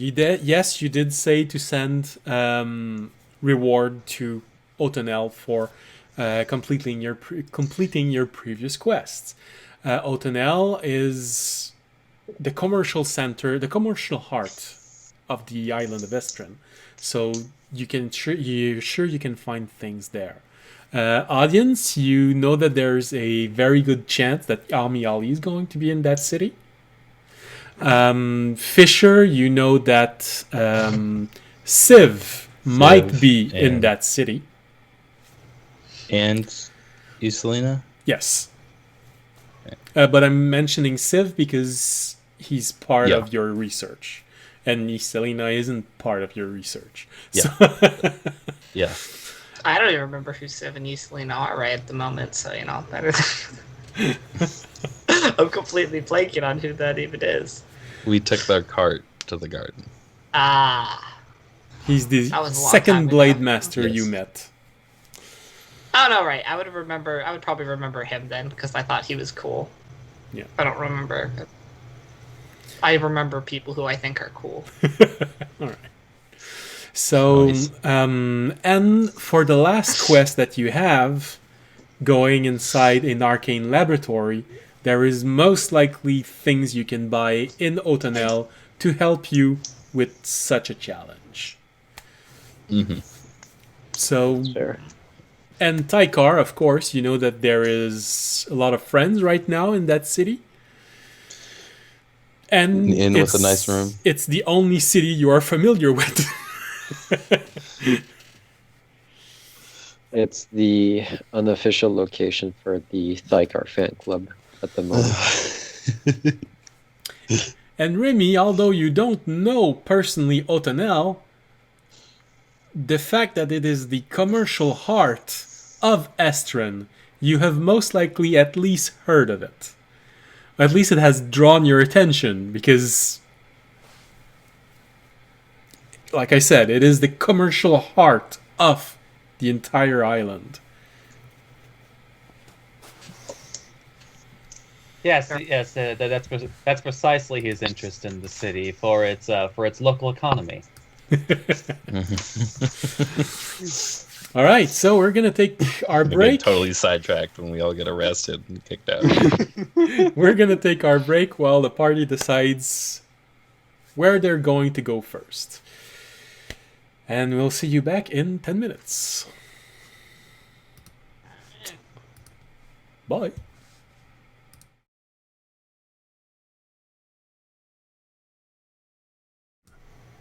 Aha, welcome back. All right, so the party has managed to come back from its weird and long fight, made its report, gave back the sheeps, well, one of the sheeps they had borrowed, and now they're faced with the decision of what to do as they are nibbling on dried food and meat. Or unless you want to go into the inn and actually eat not dried fruit and not dried meat while you're debating this.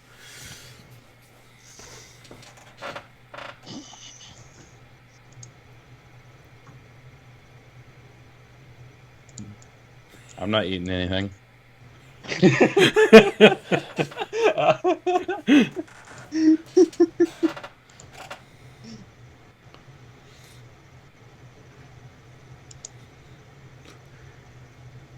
Okay. I mean, I guess we could eat. I don't think we've eaten since this morning, so And I think the main question being asked is like, do they do we just eat some rations and immediately start heading out to wherever we wanted, or if we pop a squat at the inn for a full Mm. meal? Yeah, fuck Oh, it. he's May as well probably keep just- going. How long will it take to get to Otnell? Okay, so decided on Otanel. Where is my marker for this?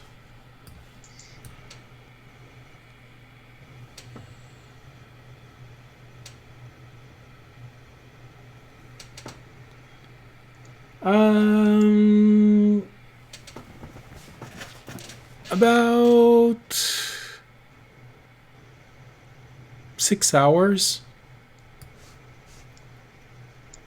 So I may as well eat the road. you'd get there a bit late, but it's a major city, so nothing's gonna be closed.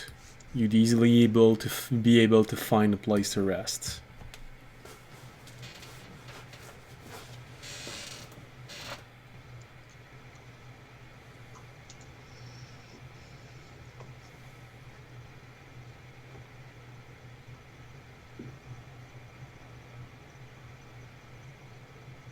That what you're doing?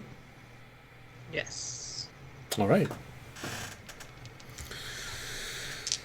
All right. So you go back on the road. Oh, wow, that's a big change. It's not windy today. What? But it's been It's like hurricane season. Thykar isn't constantly fighting to fly. Oh, for Taikar, it would probably be extremely comfortable when it's very windy. You know, you just let the wind take you wherever you're going. Hopefully. But it is a bit hot today. It's actually excessively hot. And all of it because of humidity, so... It's one of those days when you're just sweating from places you didn't expect could sweat. But fortunately, you have a decanter, so you can just drink to your heart content all the way to the to Otanel. All right, since you're going to Otanel, all right. You take the first bend of the travel, and nothing really catches your attention. Are any of you actually paying attention to what's going on around you, or not? Well, I'm flying above, so I'd be looking down on what's going on. Okay. Make a perception roll. Just hard flexing on Raimi. 14. Okay.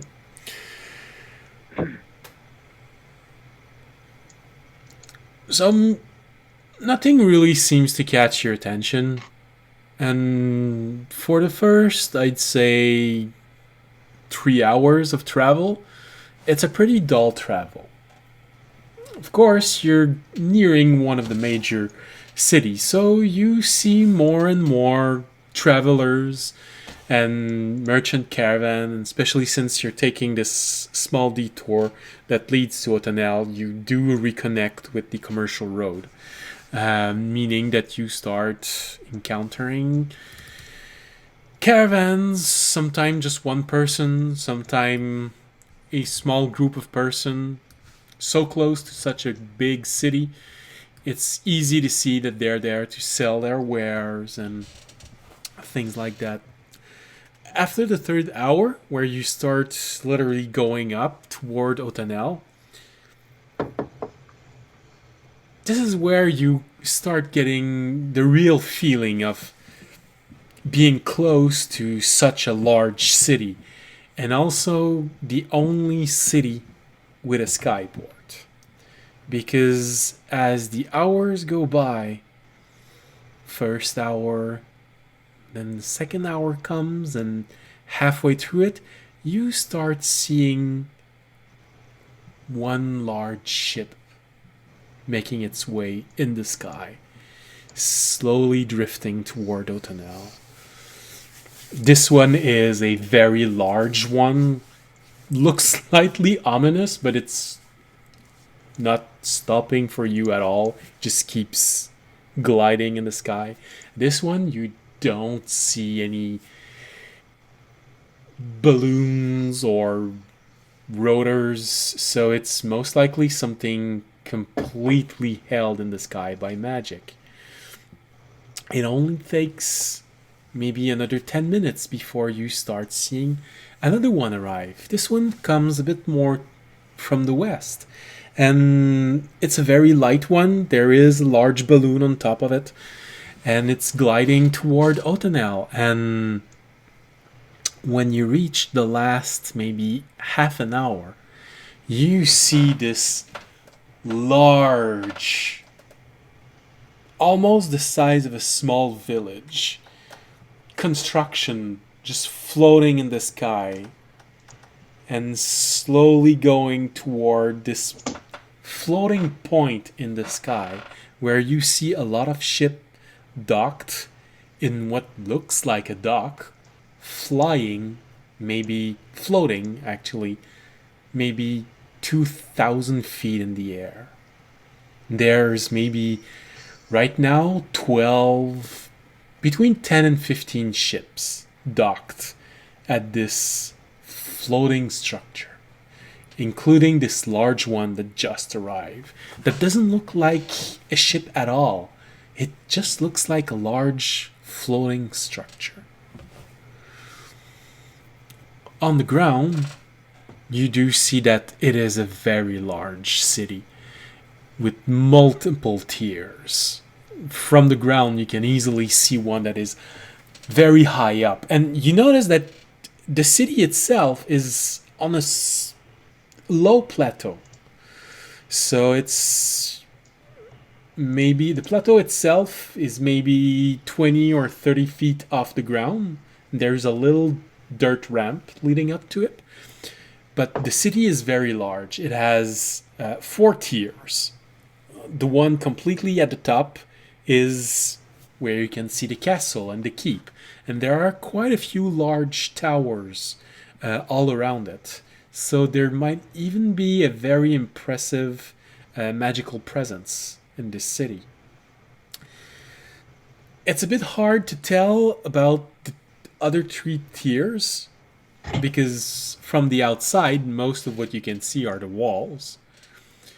But from things floating and flying, you'd guess that one is probably a commercial district, as you see these floating platform just lowering into it. This is the the 3rd tier. You see these platforms just lowering themselves in, and then you see another one going up toward the docks. And beyond the walls of the lowest tiers, you actually see what looks like the equivalent of 2 or 3 village worth of houses and even inns outside of the walls. And, of course, fields everywhere. This is your arrival in Otanel.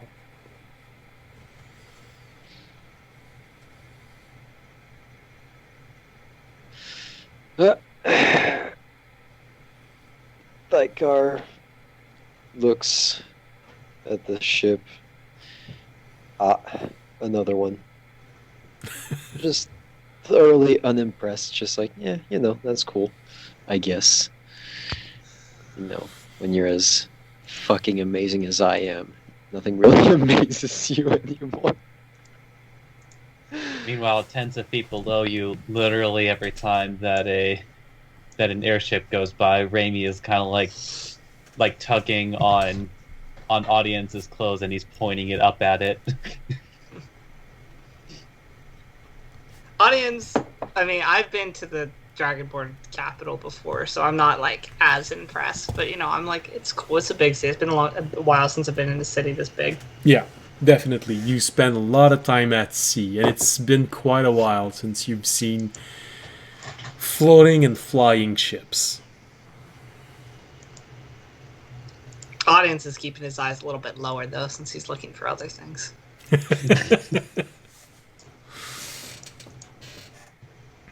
Well, actually, audience, make a. I know you love making them perception roll. Oh, baby, I'm telling you right now, it's gonna be a 9 or a 10. Are you Um, Nostradamus? No, I was wrong. It was actually an 18. It was quite good. I just had to bait the dice. Because so far, audience has made a number of successful or high rolled perception roll that is less than the number of finger you have in a single hand. So It gave me one. he always. I'm very attentive. I'm very attentive today, okay? I'm not usually this attentive. I really want to find something. You're looking around and nothing on the ground catches your attention, but as you're watching this brief moment where you look up, maybe she took a shortcut. She could be in one of those ships. The large ship that had an ominous feeling. You're watching in it. There's something that feels familiar about it.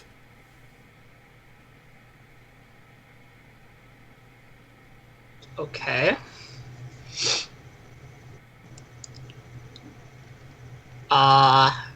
Can I roll an intelligence to see if I remember what feels familiar about it? Sure, you can. All right, there's no way. There's no way I rolled two good rolls in a row. There's just no way, but... Yeah, there we go. There it is. I got my 9. I rolled my 10, I got my 9. It just came one too late. I was one off. You look at that ship and I've seen that somewhere. I've seen a lot of ship in the last year. I've seen a flying ship. No, that's the thing. That's what's confusing you. It wasn't. You have the feeling that it wasn't flying when you saw it. That's what's confusing you. Okay, well, there are 2 ships I've been on. The ship before the campaign and the ship I was on when we traveled that my other party members weren't with. So that was like the living ship. So is it one of those? Well, it looks a bit ominous, black.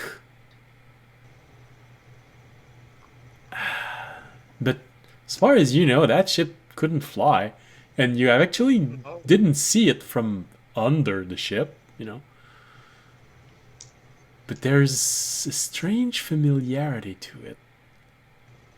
It's a bit confusing in that way. I'll ask about it. I'll ask someone about it when we get to someone who might know about it. I'll leave it for now. I'll be like, that's odd. All right.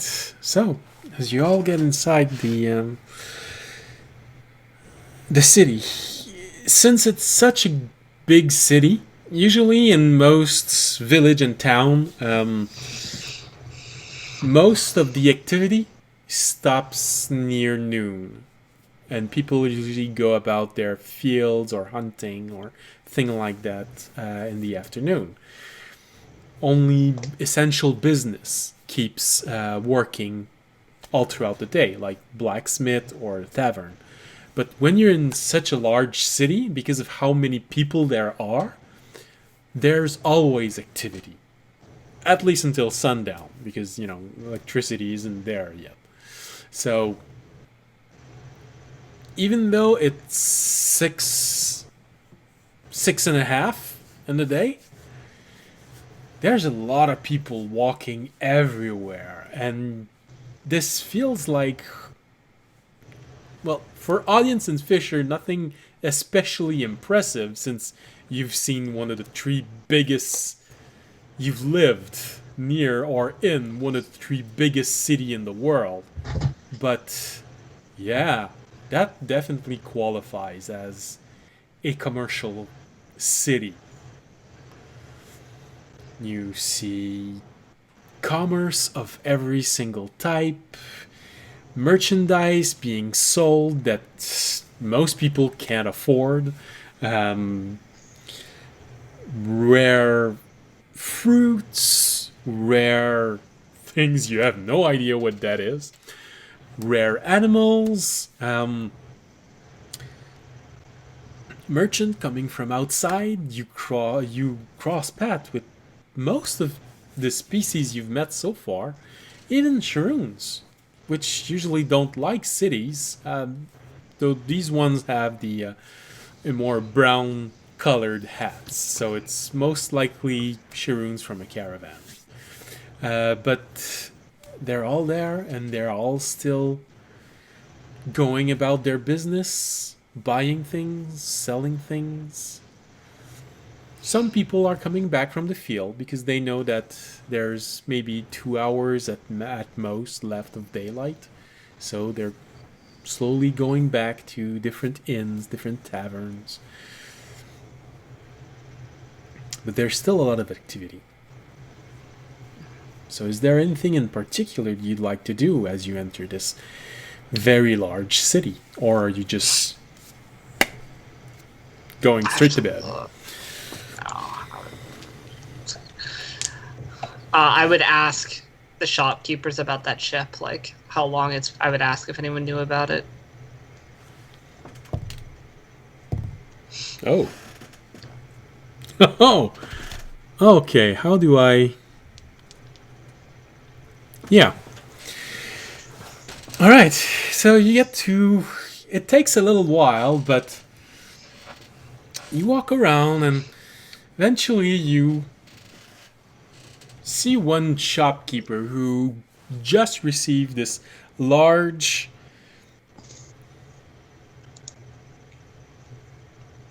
platform full of material coming from above. And you see that he's just finishing to unpack it all, and just as he's taking the last few crates, you see the platform starting to rise again, and just as you get there and you're about to ask him about that ship, audience, you hear in your head, "This is your God speaking."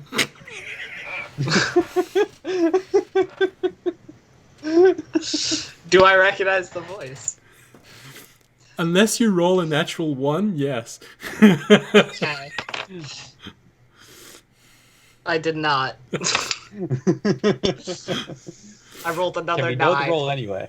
I rolled a 9. I rolled a 10. I told you. I only rolled 10. It's about So one time. you roll a 10, so it takes 2 or 3 seconds. I know that voice.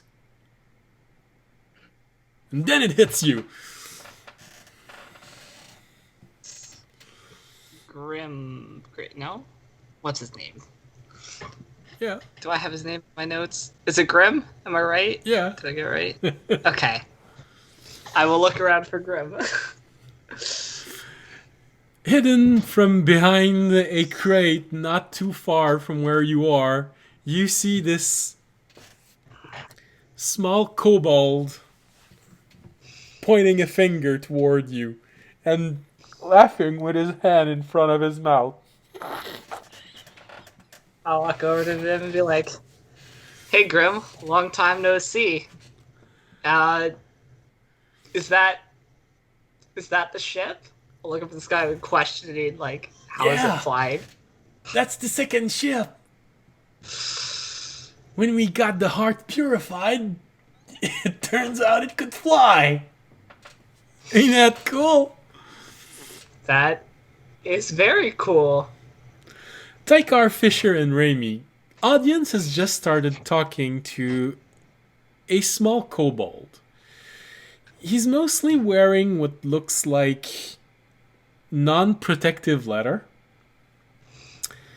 Seems to have a robe that extends about knee length.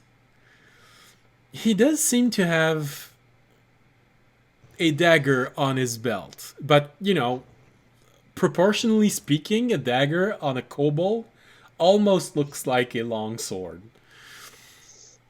But for you, it's a dagger.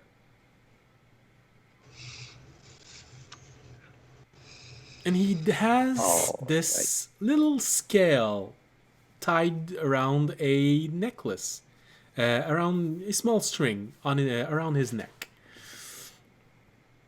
And obviously, audience seems to know him.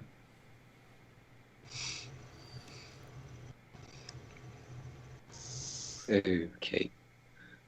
So, ain't that amazing? Now we have 2 ships in the fleet, and one can fly. Well, I think it's technically float. Is it still the same captain? Oh yeah. Shock? Well, we have 2 ships now. He's been promoted to Admiral. I think that's what he said. Exciting. So who are the captains now? Oh, right now right now it's Kenta. She's not actually the captain of the ship, but she is the second in command of the ship. She seemed a good sort. Wise choice. Yeah, head on her shoulder. Well, it actually Also stupid helps to when you say. can control the weather a little bit and you're on a floating ship. Although she's more of a seafaring priestess than a... Hey, I see you have new people. Where's... I don't see... Toby. Yeah. You spoke about Toby? Yes. We had an unfortunate run-in with some of the wolf cultists. I don't know if you've run into them at all during your travels. Yeah, I know who they are. They've been wolf operating cult. in the sea right now. And I was not there at the time. Oh. And apparently he was captured by them, and I'm still working on a plan to go and rescue him. How's that going? Well, we may have started to figure out actually where their stronghold actually is, and we have a member of the new organization I'm part of scouting it out, at least the Really? last I looked, so Oh, that's We're- nice. we're getting somewhere. Oh. And who are they? These are my new party members. I'll point to, I'll be like, this is Fisher and Remy, and then this one who's just recently joined our party is Tykar. Wow. That's colorful feathers. So do you Thank often you. get shot in the sky? Shot? No. Swiped by infernal abominations a bit more. Yeah, I guess. Any minor illusions, an exact still image of Thykar getting swatted by a fire cat. Oh yeah, hey, you're still there, so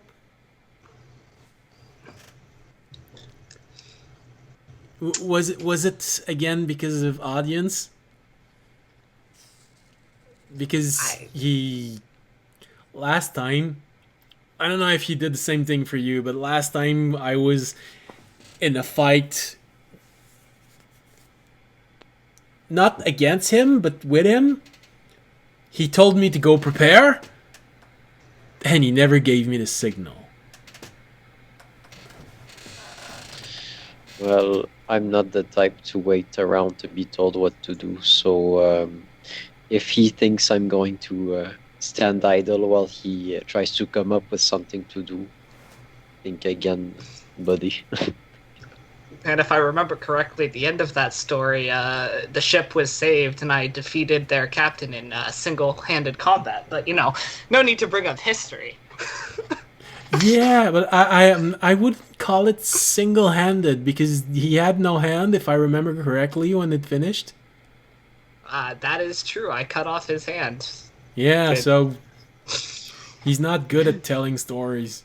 Well, he's definitely not good now. I mean, he's dead. No, I mean you. Oh. He keeps getting the fact mixed. And that's why they need a bard with them. Someone who can actually tell Someone who can stories. draw fire. Yes, I know, that's very useful. I'll say, well, If a Kenku could snicker. I'll say, well, if the captain's around, let him know. I would love to have a drink with him and catch up.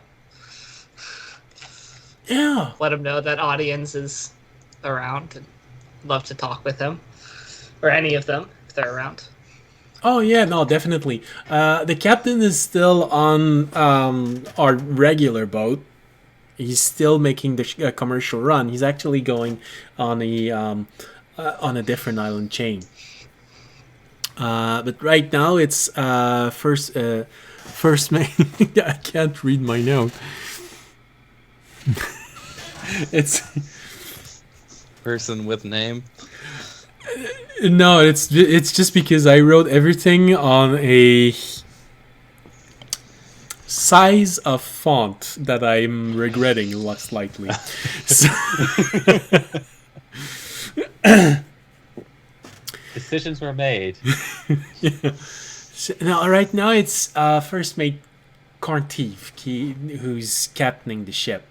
I'm pretty sure he didn't wait for you for starting to drink. Do I remember him? Was he one of the crew that I remember? Oh yeah, he was the one that was drunk when you first got in the ship. Oh, good. I'll go catch up with him and his crew if I remember correctly. I beat them at cards before. I wonder if they still play. Oh, I'm sure. I don't see much of these creatures. I mostly take care of the animals. Like I said, they still haven't caught on. They're paying me to take care of animals that aren't dangerous.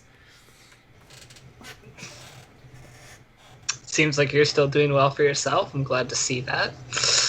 Oh yeah.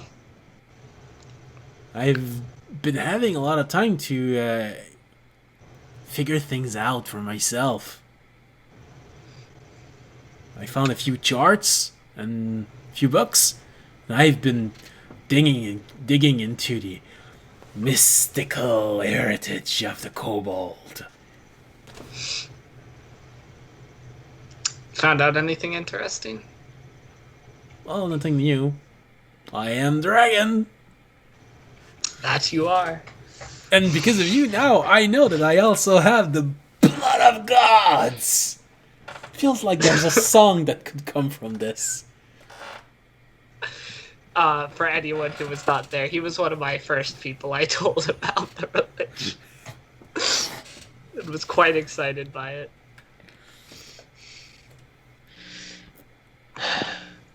I could make a song. Not sure if it would be a good one, but it would be a song. Something about being immortal because I have the blood of gods.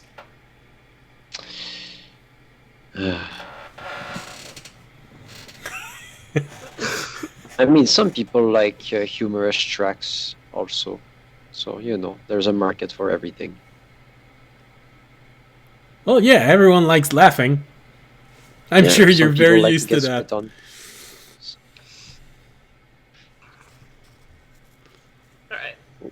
Alright. Do you know what inn? I'll ask before. Do you know what inn the crew were together in?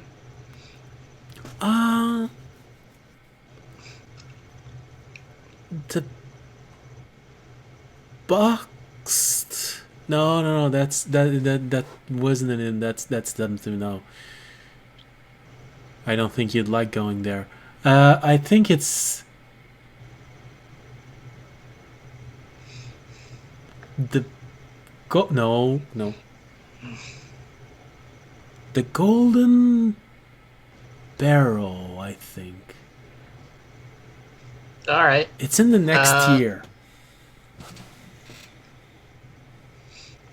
Okay. I'll turn to the others. I'm gonna head over to the Golden Barrel and catch up with some of the old crew. If you guys want to meet me there, I'll be over that way. Probably taking their money in games of cards.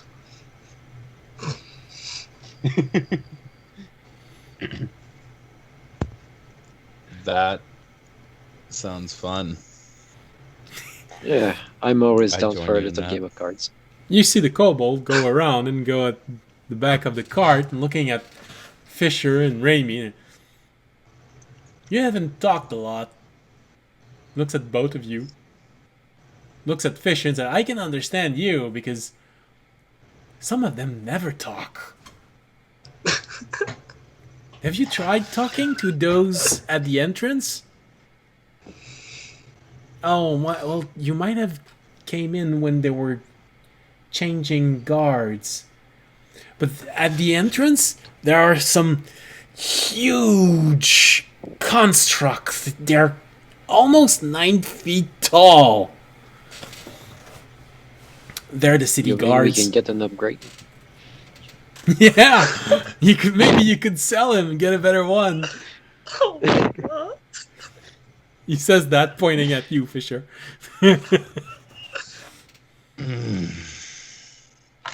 I just give him like a jab on the shoulder. I'm kidding, big man. Don't worry about it. It was a joke. I jest, if you will. Oh, it was a joke. You could have told me. Well, it's fun to have a companion that has some sort of personality. Not sure the metal men that guard the doors are much for conversation. No, I've tried getting him to talk for an hour yesterday, and they never said anything. Mm. It's because there's nobody there. Well, up till now, I thought there weren't anybody in there also. Hi! Hi. How you doing? Better before you came along. Jesus Christ. Don't worry. Audience will fucking shout back to them promo. and be like, alright, you two, play nice. I don't Every think he small wants to creature play. Fisher comes across ends up being verbally abused. It's great.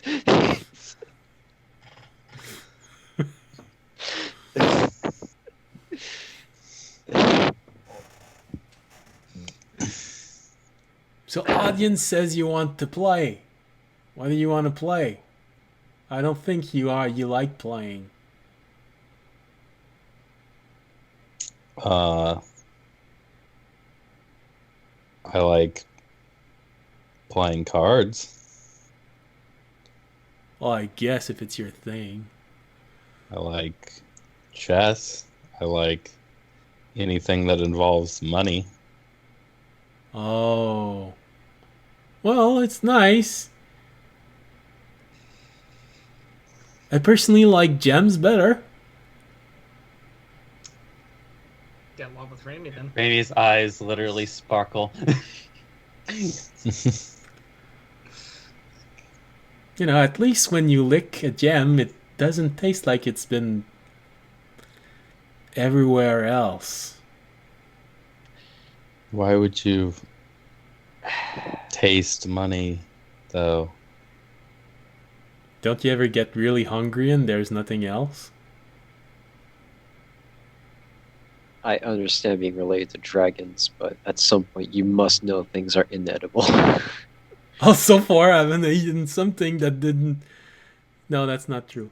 Most of the thing that I eat comes out the other end.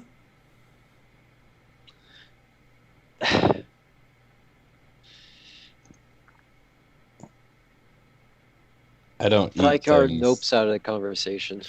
also.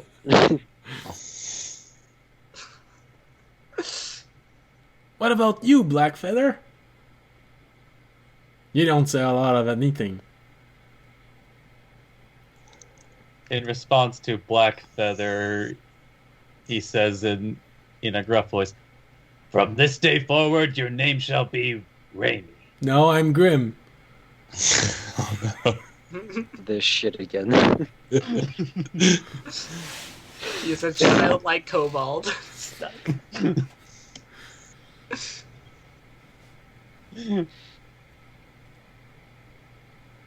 Raimi. Grim. Raimi. Grim. That feels like it's repetitive. Slowly reaching for the crossbows. Audience will look back and point to him. He is called Raimi. Oh!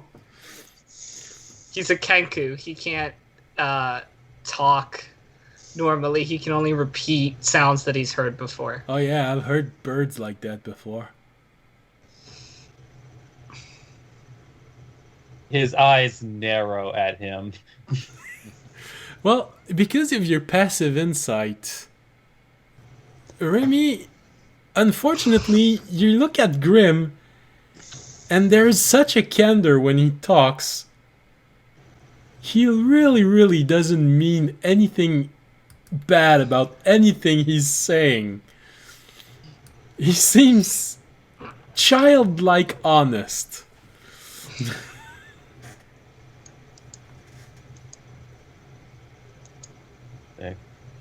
All right, then he is going to politely. He's going to go with the polite version of this. Like, oh, I don't think he likes being called a bird. No, I don't like being called a bird. I'm not a bird, I'm a dragon. Did not ever work. You said this guy's wearing like robes, Yeah. and I remember he was talking. He said something about arcane studies to audience. Yeah. Does he seem like a arcane caster of some sort? Well, the way that he's dressed certainly feels like not something that would be in front position in a fight. But with what he's demonstrating, intelligence is probably not his best stat. So either a priest or a sorcerer or a warlock.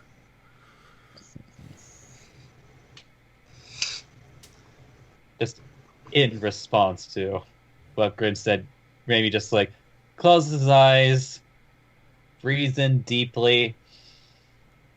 I think he fell asleep.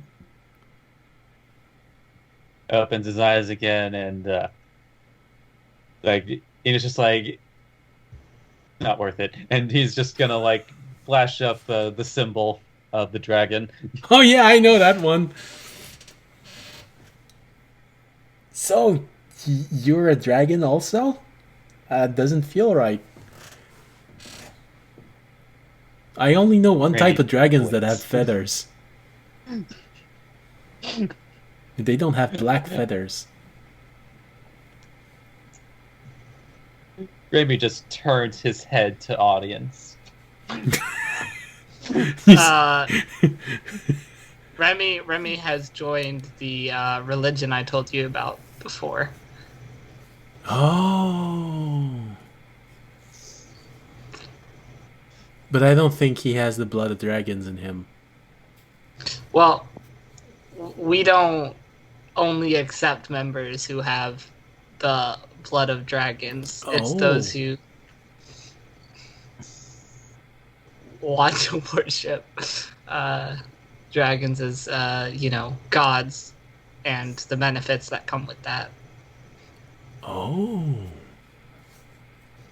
So it's a very open relationship. Yes, we're very open. Oh. And that phrase has been saved. Thank you.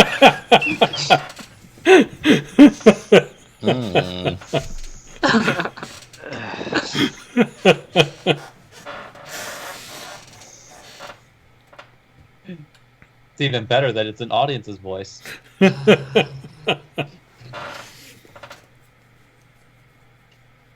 So tell me, has he still been trying to grab on unknown magical objects and trying to smash them? Absolutely. He's looking at Remy and Fisher when he says that.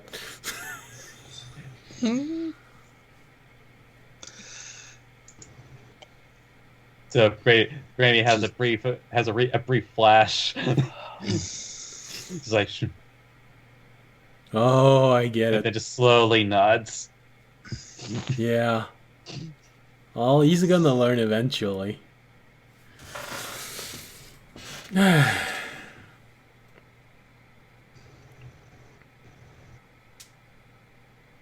It's one of the great contradictions of the world.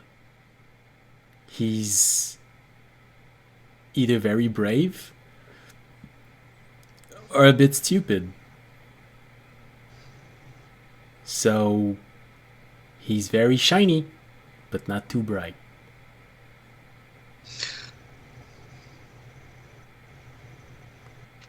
Can be a good combination. I know a lot of kobold that survive being like this.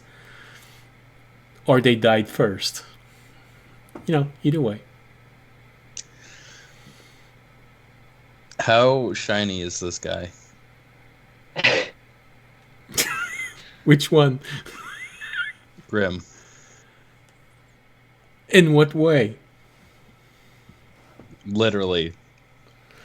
No, the color of his scales are pretty matte. So it's a bit hard to tell. It's somewhere between a dark red or slightly rusty red.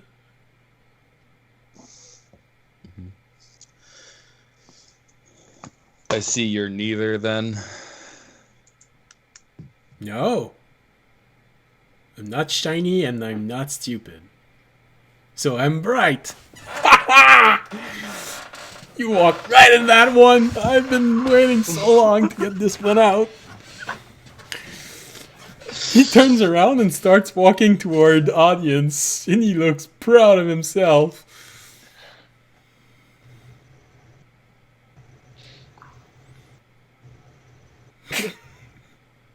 Maybe just blinks.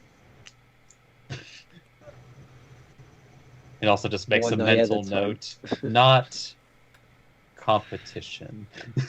I don't know. He was my original apprentice. You know, the Interrogation. hot guy and the mark. ditzy dumbass often get together.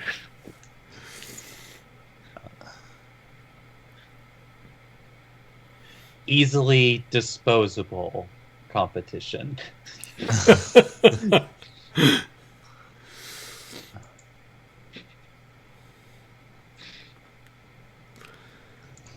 So, you see Grim, he's just walking back toward audience.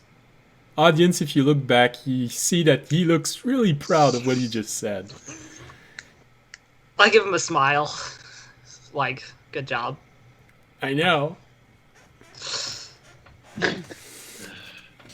Is he one of those people that's too dumb to know how dumb he is? You hear Terranad go, that's always hard to tell. But I think so. Yeah. Could be an act. Could be just Ooh, young. boy. He did say that he was doing research. There's something. That could mean a lot of things. Yeah, Maybe his especially research when was into the variety of taste in coinage. Well, when you know kobolds, it makes more sense. You are aware that they say that nothing is off the menu for a kobold. I mean, I guess so, but I always assumed,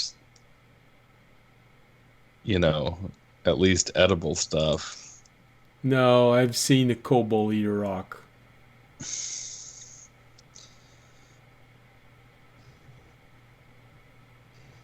But why? I don't know. They don't have like a gizzard like a chicken, do they?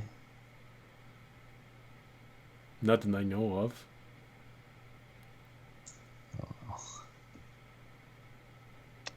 We're still only hearing half of that conversation. Yeah, you're only hearing Fisher's side. Yeah, we just heard you ask. He doesn't have a guzzard like a chicken, does he? Like, what the fuck? Oh, sorry, you're a little new. You're probably not used to this yet. I mean, you're saying that in the presence of two bird folk, so.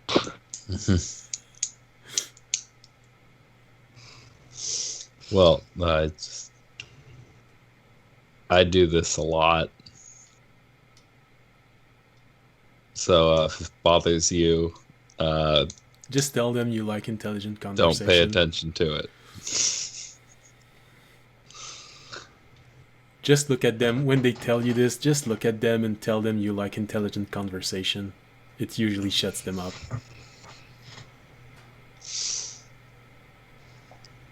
No.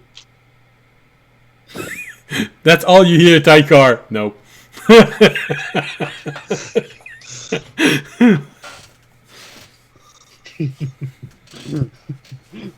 All Maybe just right. toss his head.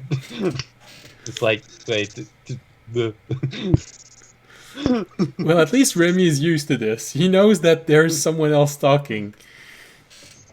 I'll hop out of the cart and go back up to audience and go, I heard there was gambling to be done. I'm headed that way now. Almost look a little worried. Are you sure? I know you are not the. Some might say you have a bit of an addiction. Are you sure this is the best idea for you? I don't know what you're talking about. All right, but I'm giving you a pot limit that you're not allowed to go over.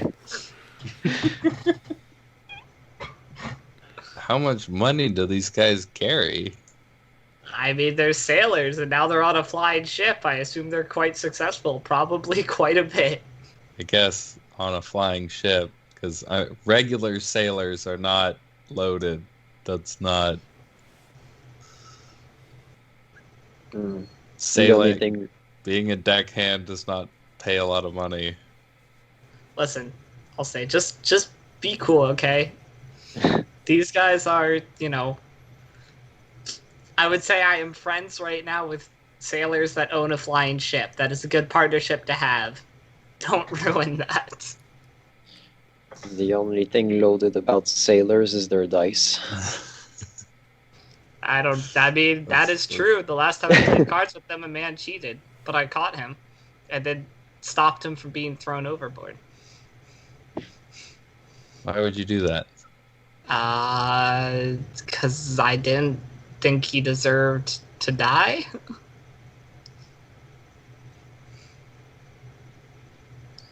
Okay. You wouldn't just throw him over and then bring him back up? I don't know. It's not. I didn't know the sailor code. That they were pretty upset. They don't like cheaters. Well, yeah. Cheaters fucking suck. They're the worst. And I'll promise you that as long as none of them do that, then yeah, I won't ruin your relationship with them. Raimi, when you two start talking about cheaters, looks really guilty. Starts looking down. It's like I'm not when you that- two I'm talk not about that worried cheaters, about start you. smiling. Yeah, I'm not that worried. I actually was gonna say I'm not that worried about you. I'll turn back to Tykar and I'll be like, Tykar, don't. I don't know you that well, but you seem like the type to. However, Tykar, I'm you the are only one in this party who has not looted a dead body nor stolen from people. I haven't done that.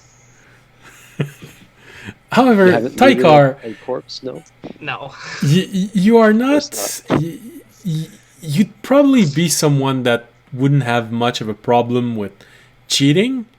However, you are someone who has a lot of experience with flying sailors. and how bad this can get if they catch you cheating. It's called a disguise skit and charm person. Don't worry about it. I will pretend I do not know you. I will throw you to the wolves. Literally. To be fair, I could disappear and you wouldn't know. That is true. Well, how is looting a corpse? What's bad about looting a corpse? I mean, if we're talking about like morally reprehensible things that we've all done in this group, I How is think that more I'm pretty low. reprehensible? Reprehensible? Yeah, that that it? one. Yeah, that's the one. Yeah. Willie's Looting a box got a corpse. little fuddled. Don't worry Yeah. about it. Happens.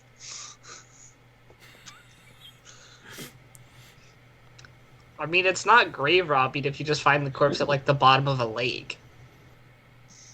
Again, Raimi suddenly has a very guilty. It's mostly been Raimi that's taken, to be fair, things off of corpse. They're dead. They don't need their things anymore. I'm like, just to be clear, there, just like these guilt, like these looks of guilt are explicitly things that the rest of the party doesn't know about. Yeah. That poor merchant probably starved. It's your fault. Cheaters looting dead corpses at the bottom of the lake. Don't worry about it. So it's not hard to find the inn where everyone is, especially since you're being guided by Grim. By the by, Yeah. Raimi would actually not be accompanying them, like he would have disappeared Okay. in the commercial district. Okay, well, as soon as you change tiers, go ahead and make a stealth roll. Or did you just want to fork off and not try to be stealthy?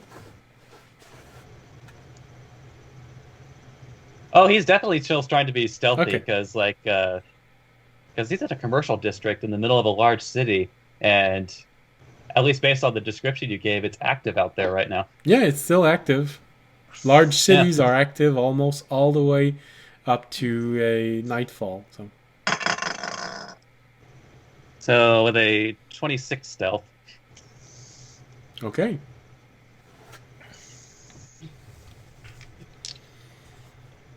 So you it's like an episode of Phineas and Ferb. Where's Raimi?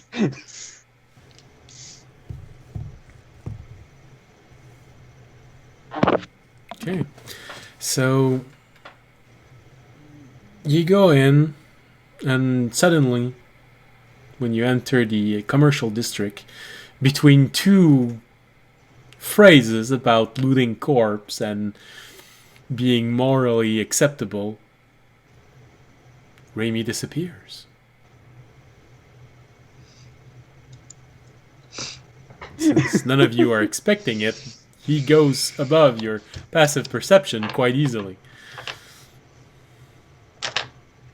Probably just went off to shop. Shop. You know, he's Hey, as far as probably Nightguard knows, that's exactly what Raimi is doing. I know. he's probably still here, but we just can't see him because he's being a sneaky bastard. They check underneath the cart. Oh man, that's just cruel. When you said Thaddeus will be a little bit dangerous here. He's not gonna be that dude. He'll be like, he's just gonna casually say, "I guess be careful for any hidden objects flying your way." Then. Ooh. Excuse me. I wasn't talking to you. I'm just talking to all. It was a joke, you know. well, since everyone is saying where is Raimi and he's probably off somewhere else, and that's not gonna help Raimi like Grim. Because the moment you said that, you see Grim look around, and he rolled a natural 20, so he's just there. He's going up behind that car over there. He's gone. You see? Off shopping. No, that's not the direction of shopping. That's I don't. behind. Shops are oriented the other way. He's going That's a. behind. It's a big city. I'm sure he has business. Maybe he saw someone he knows. Maybe.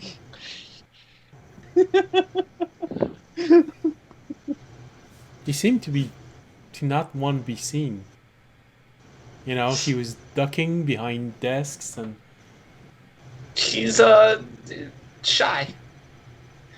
yeah, Always he doing doesn't that. speak a lot. Oh yeah, that's right. It's the one that just keeps repeating things. Well, that can come useful. Yeah, can be handy. Oh, candy. And you see Grim start walking faster, guard toward the end. So, Remy, what exactly are you doing? Well, like he would be kind of like definitely like keeping an eye out for uh like some more well-to-do shoppers. Okay. Um, because I'm at least assuming that the shops themselves are probably like more secure in this city. A little So bit he's more, like yeah. focused. Yeah, so he's more focused on like keeping an eye on like the large crowds, looking for well-to-dos, and just kind of like Okay. like looking for like opportunities with mage and assistance depending on the situation. All right. Make a perception roll. Like, come on, I believe in you, and my faith is rewarded with a 21. You do notice at one point there is a large crowd of people gathered around someone playing music. Just double checks to make sure it's not Thykar. Like, how did he? No. This one is. He looks like a dragonborn.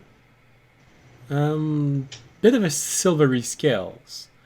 And he's telling a tale of draconic heroism and different stories about the old lore of Dragonborn and glorious victory they have told. But he keeps saying it in a way that feels almost like a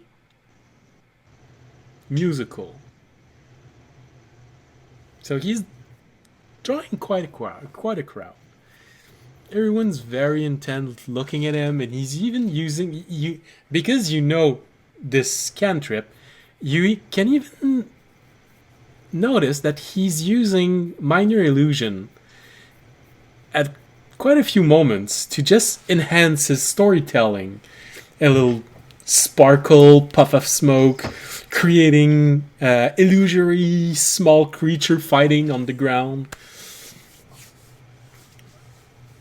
He's doing a very tightly woven show.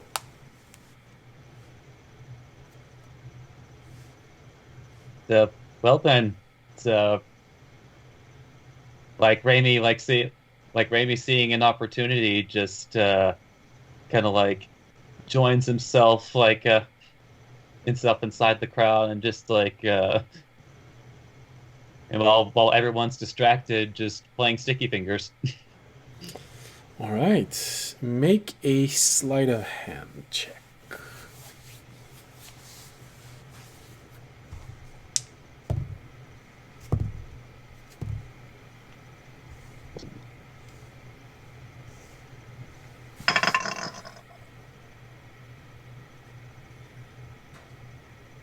I feel guilty, like I should re-roll.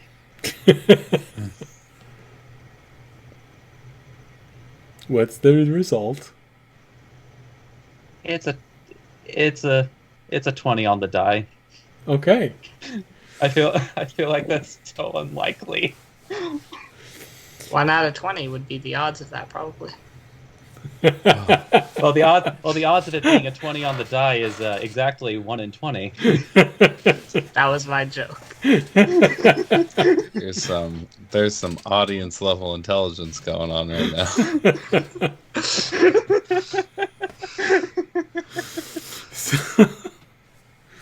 Well, in a way, it can make sense. Indirectly, you are being assisted by the bard telling his tale, singing, and making quite a show. So,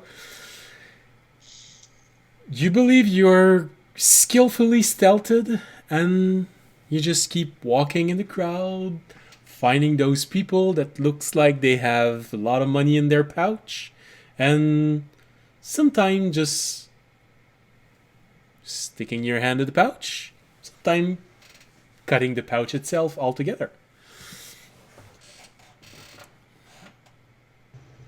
After an hour, when his tale is mostly done and he's starting to get a little bit of money from people who enjoy this, there is a moment where you're almost scared of what might happen, because at the same time as you are reaching toward a pouch, the person reaches for its own pouch, grabs a few coin and throw it to the bard. Your finger almost touched, but fate was on your side, and you managed to withdraw your finger just in time, and before he had time to close his purse again, just slip in, catch 2 or 3 coins, add them to what you got during the night. So for the next nearly an hour, you do the sticky hands, and apparently no one saw you. So this means that you find yourself with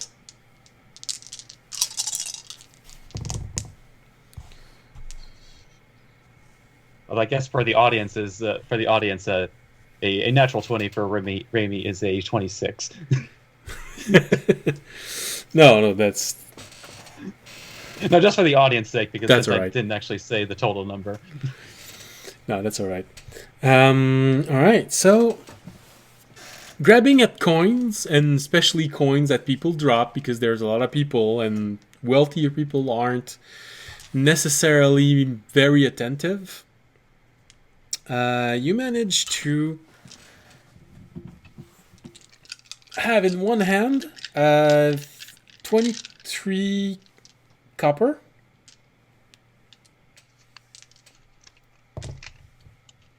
Oh. 12 silver.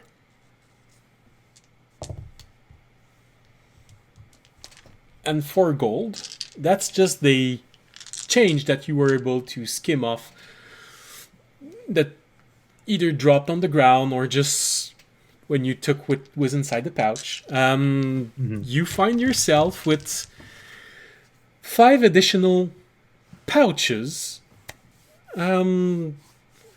Probably just got them by cutting the leather binding to the belt. Just pouch dropped, left with it. So mostly coins. Two of those pouch. It's mostly coin. You do find also what looks like a jar full of salt. What looks like a small round bottle with a liquid inside. And one of the pouch is filled with gems. Gems.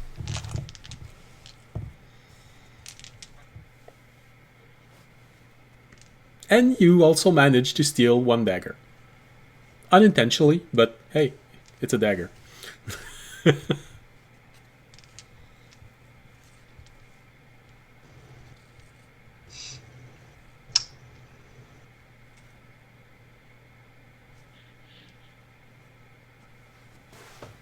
It's like, yeah, just add the dagger to the collection of daggers. This one looks like Yeah. a normal human dagger. It was Oh probably yeah, just again, add it to the collection of daggers. probably belonged to Leader. a noble, because it looks almost pristine. And peasants use their dagger like a multi-tool, so probably belonged to a noble.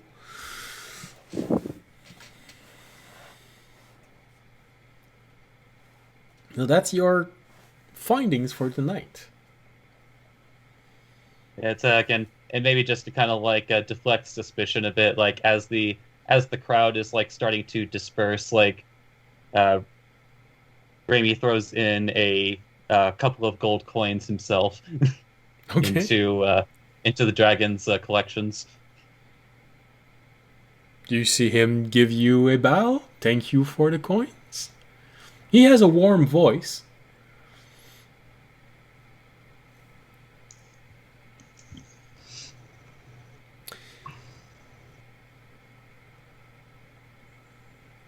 Are you paying close attention to the bard? Well, you did say he was a good-looking, like especially silver dragonborn. Silvery So yes, scale, yeah.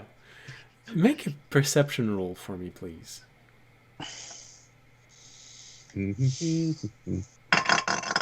Rami, convert him. It's 24.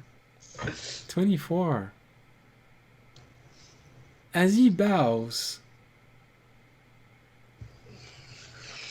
just when he starts getting up, you get a glimpse of a raccoon mask embroidered in his cloak, in the underside of it. Oh.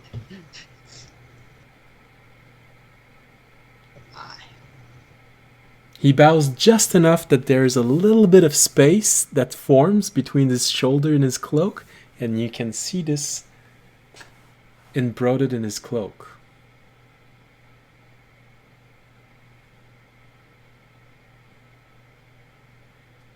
Raimi, seeing that, changes tactics slightly, and like as he's in front of this dragonborn, like like he makes a little rainbow.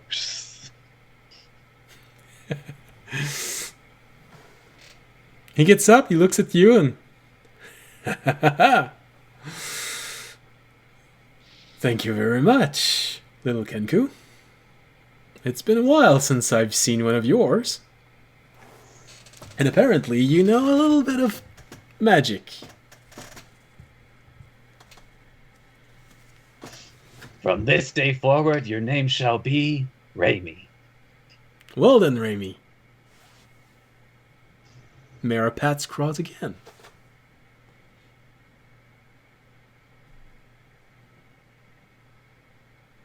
With a nod, just like making sure he's like getting all the detail, but just before he's about to walk off, like turns his head and it's like, "Oh, I'm sorry, little one. Do you have a name?" Oh. Well, many people call me different things. In here, everyone is used to calling me the Silver-Tongued Bard. I spend most of my time traveling. I've been traveling in this area for a little while. I have a friend that I'm supposed to meet later during the next 2 weeks. I'm just stopping by to make a little bit of profit. After all, we all have to pay for our expenses. It's, Raimi nods and just to,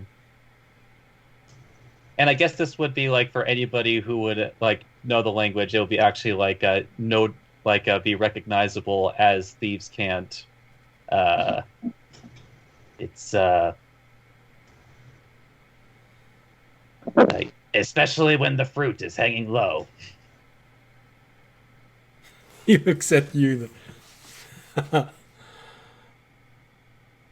Unfortunately, I wouldn't know what to answer that, but my friend would.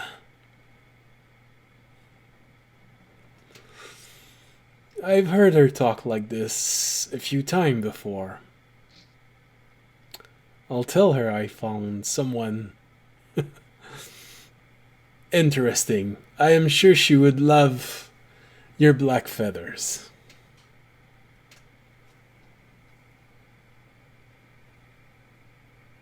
Maybe just kind of like puffs his chest out a little, just kind of like, just kind of like a, do like a little bit of preening. It's like, yeah. Silver tongue indeed.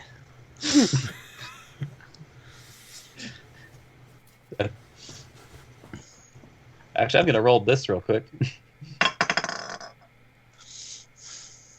Oh yeah, Raimi feels charmed. Well, he is a bard.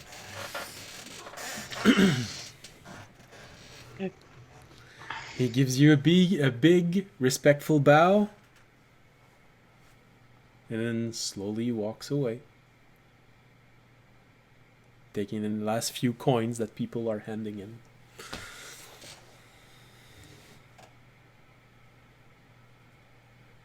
Yeah, just like eyeing him a bit until he disappears from sight. Just thinking, huh.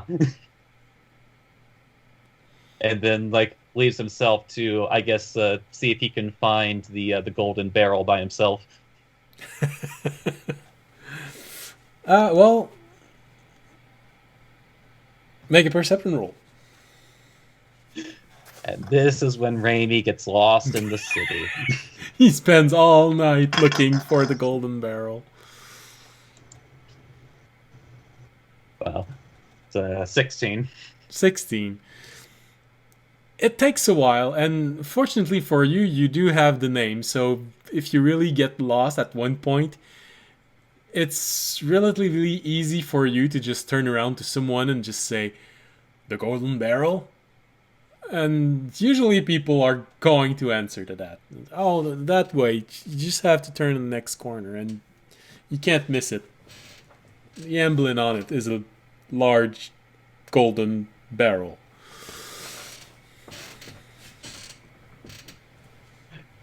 When he sees it, like, oh, yeah, that makes sense.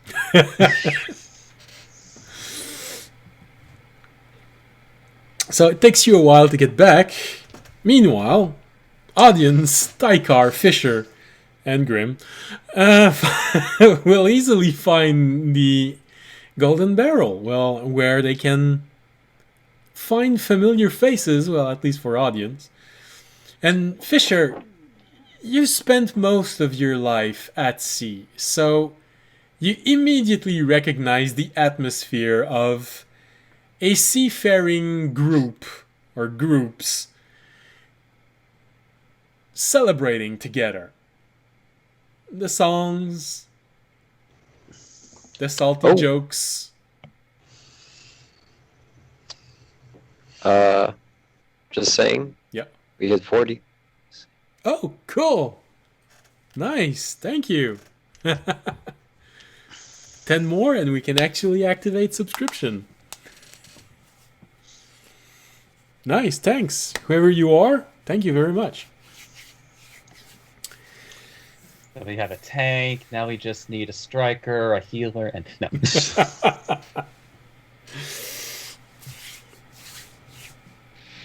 All right.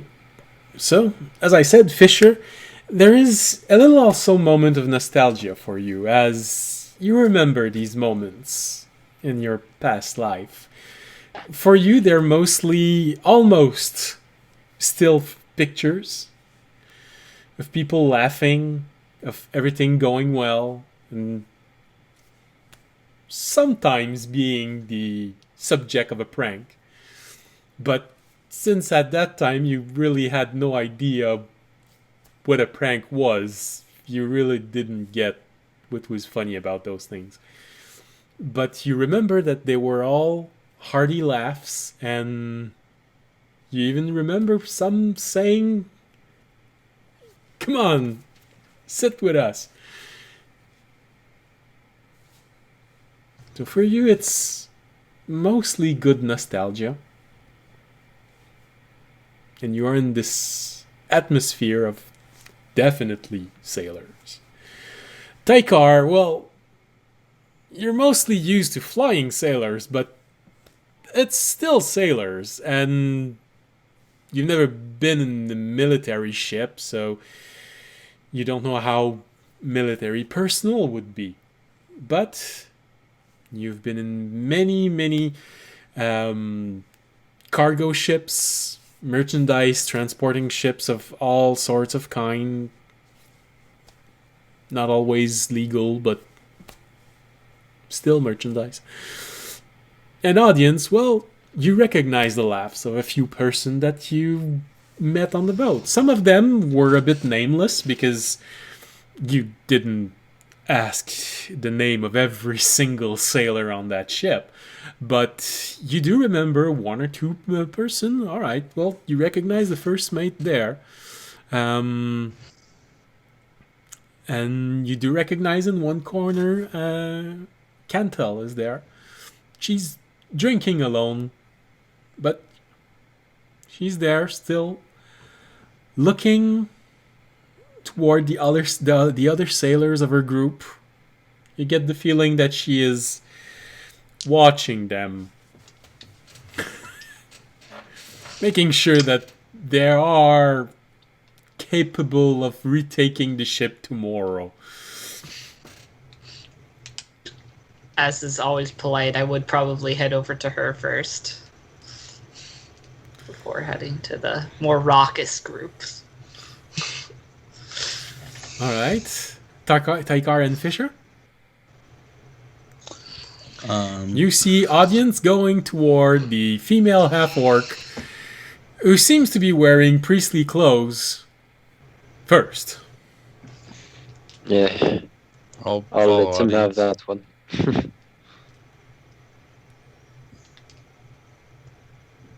Fisher and Taikar. Go ahead. I'll follow audience. Okay. Taikar.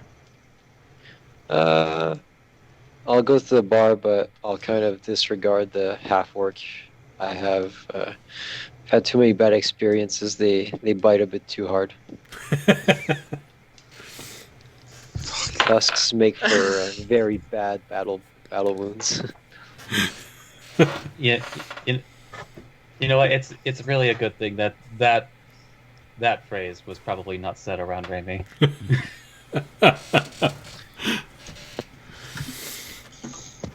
All right, so audience and Fisher, you both go toward a female half-orc priestess, while Taikar is strolling toward the counter of this, well, not excessively fancy tavern, but still a big one. Audience, as you approach, you do notice that you've caught the attention of Cantal, and for a moment she looks at you, sort of stuck in that moment where, I know that person. Hold on. And as you get closer, she eventually... Audience. Is that it? Yes, that would be me. It's been a long time. I didn't expect finding you here. Well, I am an adventurer, so eventually I will turn up in the larger cities. Oh, yeah, but I thought you were trying to find more followers. I would imagine that would have taken the first boat off of this small island chain. Try to find a bigger one. I was told to stay here by my master, so here I will stay until, I've done my diligence. All right.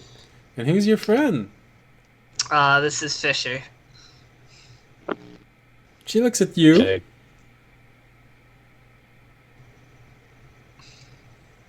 All right. Ask for his name, not his profession.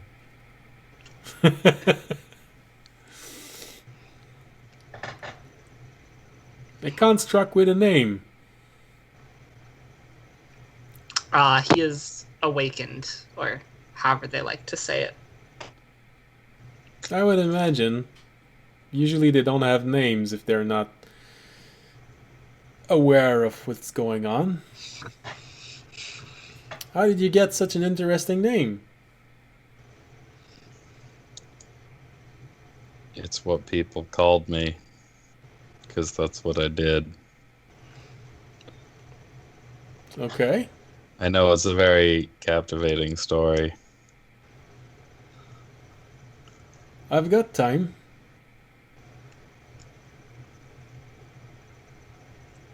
That's when I'm you just gonna realize stare at her. that's when you realize you're talking to a priestess. She's probably very patient. Not this patient. I'm just staring. I'll look at her. He's not super talkative, or I would say the greatest conversationalist. All right. A man of action. Or should I say a machine of action? I can understand that.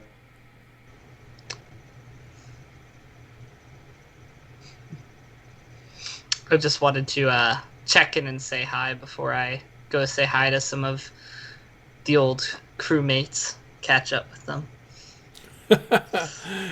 Yeah, I'm pretty sure they're gonna remember you. Especially I promise not to get them too drunk. Yeah, I'd appreciate it. We still have a lot of things to get on board.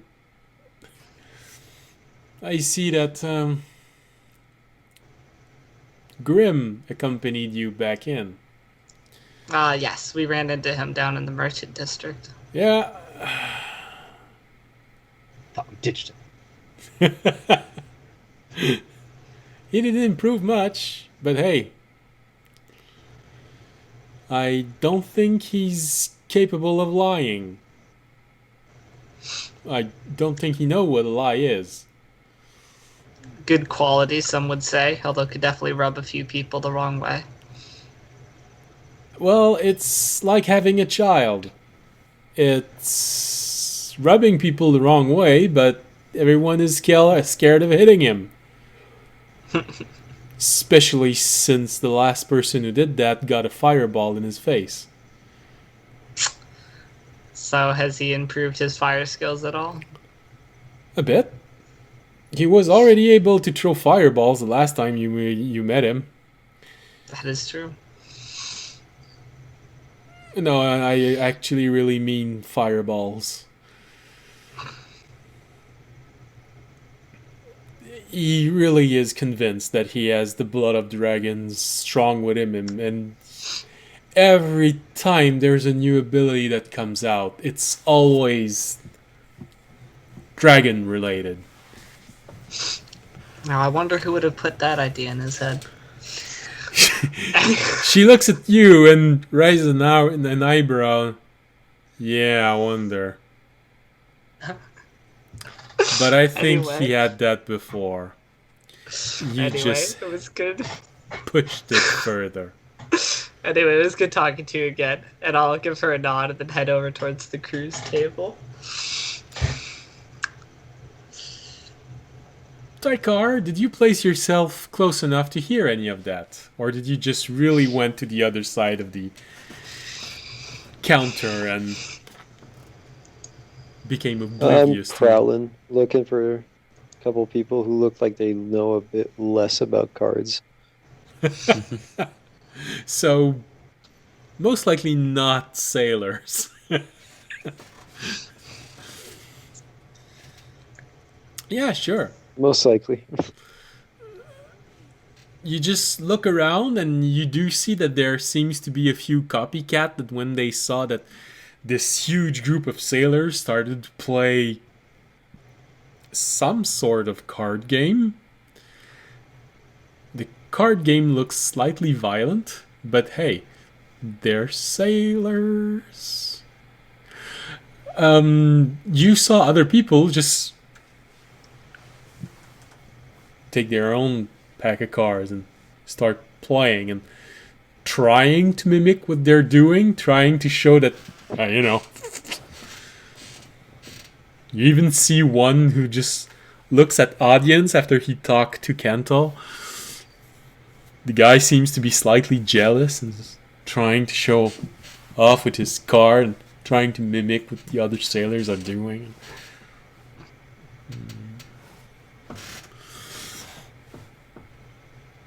All right. I'm gonna invite myself to their table. Oh, wow. Are you with them? Oh, no, I'm with you right now. Okay. Don't worry about it. So we're playing cards here? Yeah. Yeah, we're playing cards. Me and my friends. You know, and you see two persons. One of them has eyes as large as silver coins, and he's just looking at you. Yeah, we're his friends.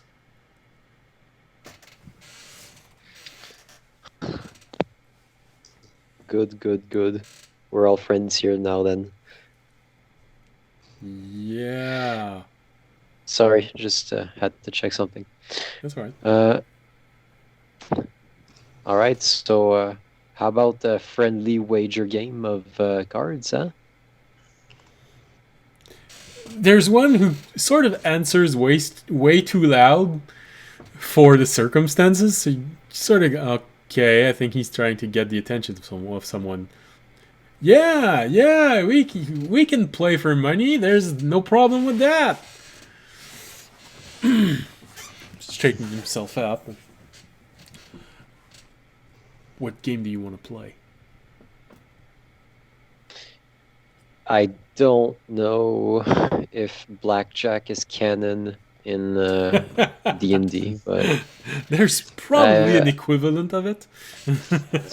we could play Standard. blackjack or we could play Gwent. I don't know. You guys know Hearthstone? Everyone pulls out their iPads, pops up Hearthstone. Why not? Let's play Magic, you know.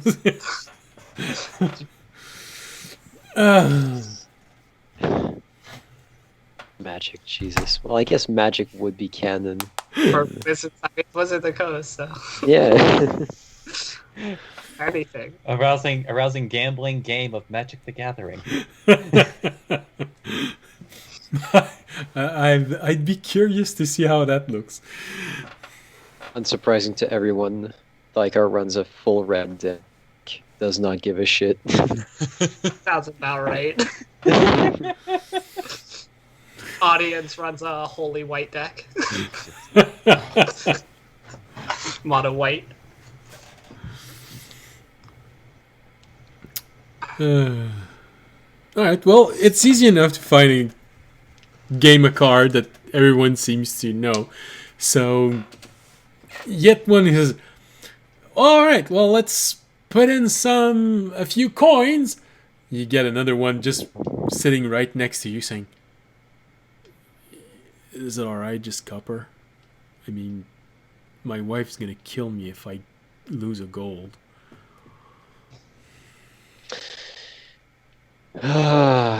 Fine. I guess I guess I'll play with you guys for practice rounds before the real game starts. Jesus. Shit. Two of them seems to be concerned with what you said. The last one seems to be slightly insulted. And yeah, don't worry about it. We're not gonna be too mean with you. He keeps talking way too loud. He's most likely trying to attract attention from someone. And he doesn't smell Alright. like alcohol, so it's not because he's drunk. All right, start setting up All right. for a 3-man or 4-man game of Magic. Commander. Just play Commander. In the end, it's still just gonna be a roll. All right, so Oh damn! I was gonna grab my binder. Let's see. I have one Jeez. magic card sitting next to me. I play Flesh Mad Steed.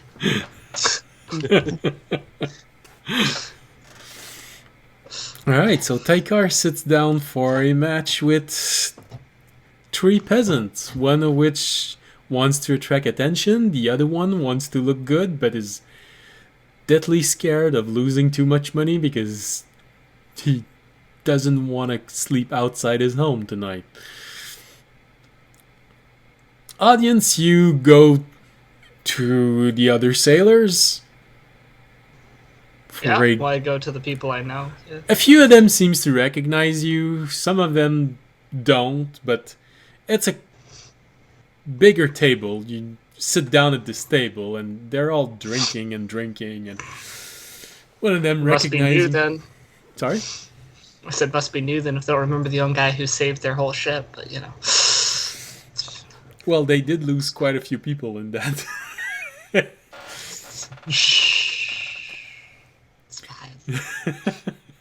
So one of them recognizes, you're the guy who chopped the hand off the pirates. Yeah, I remember you. Yeah. Get another one. Says, oh yeah, I remember you also. You get another one. You get another one. When did we get attacked by pirates? It was before you got there. Oh, okay. Hi. Hi. How are you guys doing this evening? It's been a while. Oh, we're just playing amongst ourselves. So, you know. I'd say it's profitable, but then you get another one. But eventually the money just goes back into our own pockets because we can't be lucky all the time. So tonight he's winning a lot. Do I recognize the guy who's winning a lot? No, Or is he one of the new you ones? haven't seen him. It's probably one of the new ones. One of those that you can recognize that, yeah, he's been winning too much. I say, well, I remember last time I played cards with you, I ended up taking all your guys' money, so I don't know if you'd want me to join, but, you know, I'll jingle my rather full purse. Yeah, don't worry, we can afford it. Can you? Of course. Alright. Well then, sit down. My friend Fisher, I think, wants to join as well. He is a fairly hard to read poker face, I will say. Yeah, I gathered that. You hear one. Can he do more than just open his jaw? With my face, Yeah. or just in Those are general. two. No, What do you with want your me to face. Yeah. Well, it's sort of like cheating, but yeah, sure, come on. I mean, if and he points toward audience, you get someone. If he says you're okay, then come on in. So you are aware what you're doing, right? You're not just another machine. Yes, I am aware. All right. Is this the D&D equivalent of playing with the computer? Single player game. So Fisher has an AI friend. What's Fisher's AI difficulty? I mean, if Tykar's playing for him, probably higher. Helps him out. So basically, this means audience has an AI friend, an arcane intelligence on his side. Oh, Fisher's not going to help me. Fisher wants... All right. All right. So this means that everyone's gonna be playing some sort of card game. Everyone each at their table. All right. Let's start with Tykar's game. Just thinking of all like these tough ass sailors playing Magic. They're probably Nah. playing another game. We're all playing Pokemon. Tough sailors only play Pokemon. Yeah, dude. Got one tail playing Magic. The Only other one water playing Pokemon. The other one is playing fucking Yu-Gi-Oh. People are just like, what the fuck is this? It's called the Sailor's Game. Everyone's playing his own game, but we can still figure out who Freaky wins. fish guy. Yeah, people playing Magic with poker cards. All right, so Yeah, so Tykar, I'm heavily cheating, by the way. then in that case, Oh my god. then in that Actually, to be fair, he did say he was with me, so I don't care. so in that case, I'll have you do a sleight of hand check to see if someone Oh, catches you cheating. 18. 18. 18. All right. How perceptive are these peasants?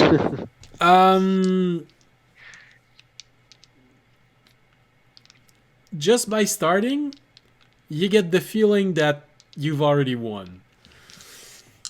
Sick.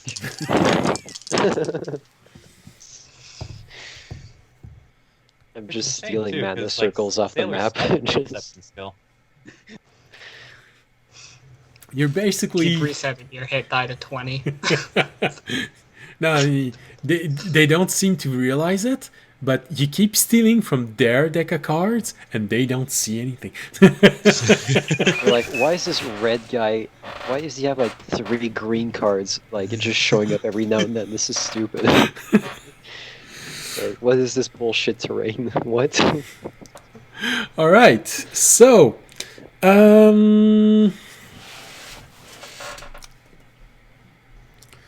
since the sleight of hand check is pretty good, this means that anyone who doesn't realize this is going to be rolling at disadvantage on you. All right. Do you have in your proficiency any card games? Because Nope. you can actually have those. Okay. That's why I'm cheating. Good enough. Good enough. All right. Well, in that case, it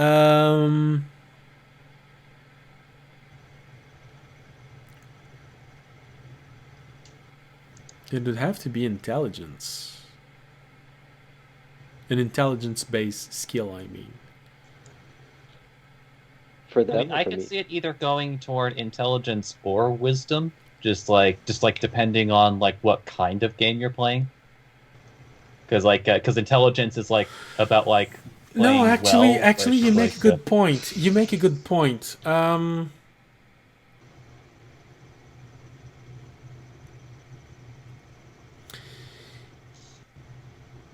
All right.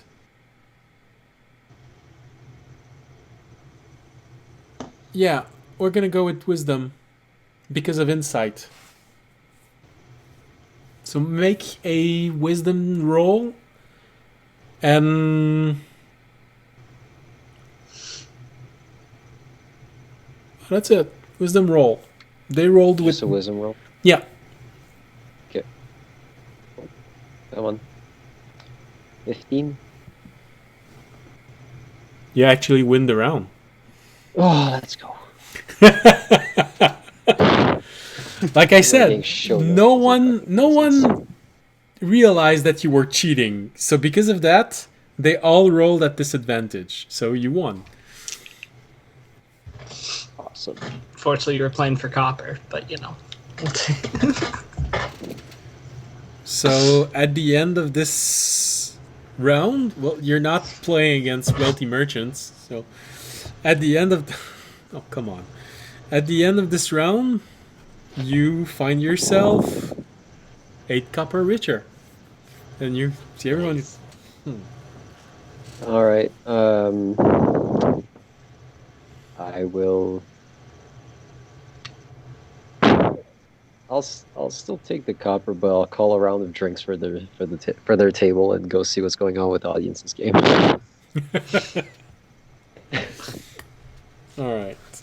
In that case, ale for 3 people. It's 12 copper. So you basically just have to pay 4 copper. All right, you thank them. You see that 2 of them seem to be relieved that you're leaving.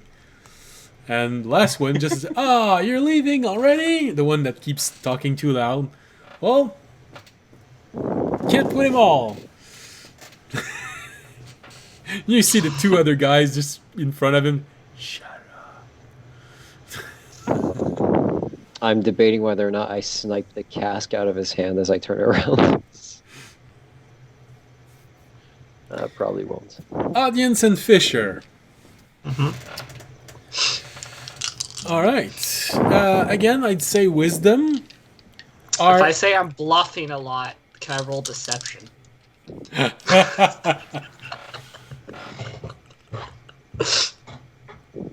I mean, that could maybe like do the Yeah. same thing with like the cheating thing. If you roll well enough, they maybe get disadvantage. No, but the advantage with deception is that if he gets caught, he's not cheating. He's just bluffing really well. Yeah. Oh yeah, that's what I was saying. It's like it's the less risky version of winning at games. All right. You see, I'm not actually. I'm kind of bluffing. When I was taught how to play cards, they taught me in a way where they kept telling me bad hands were good.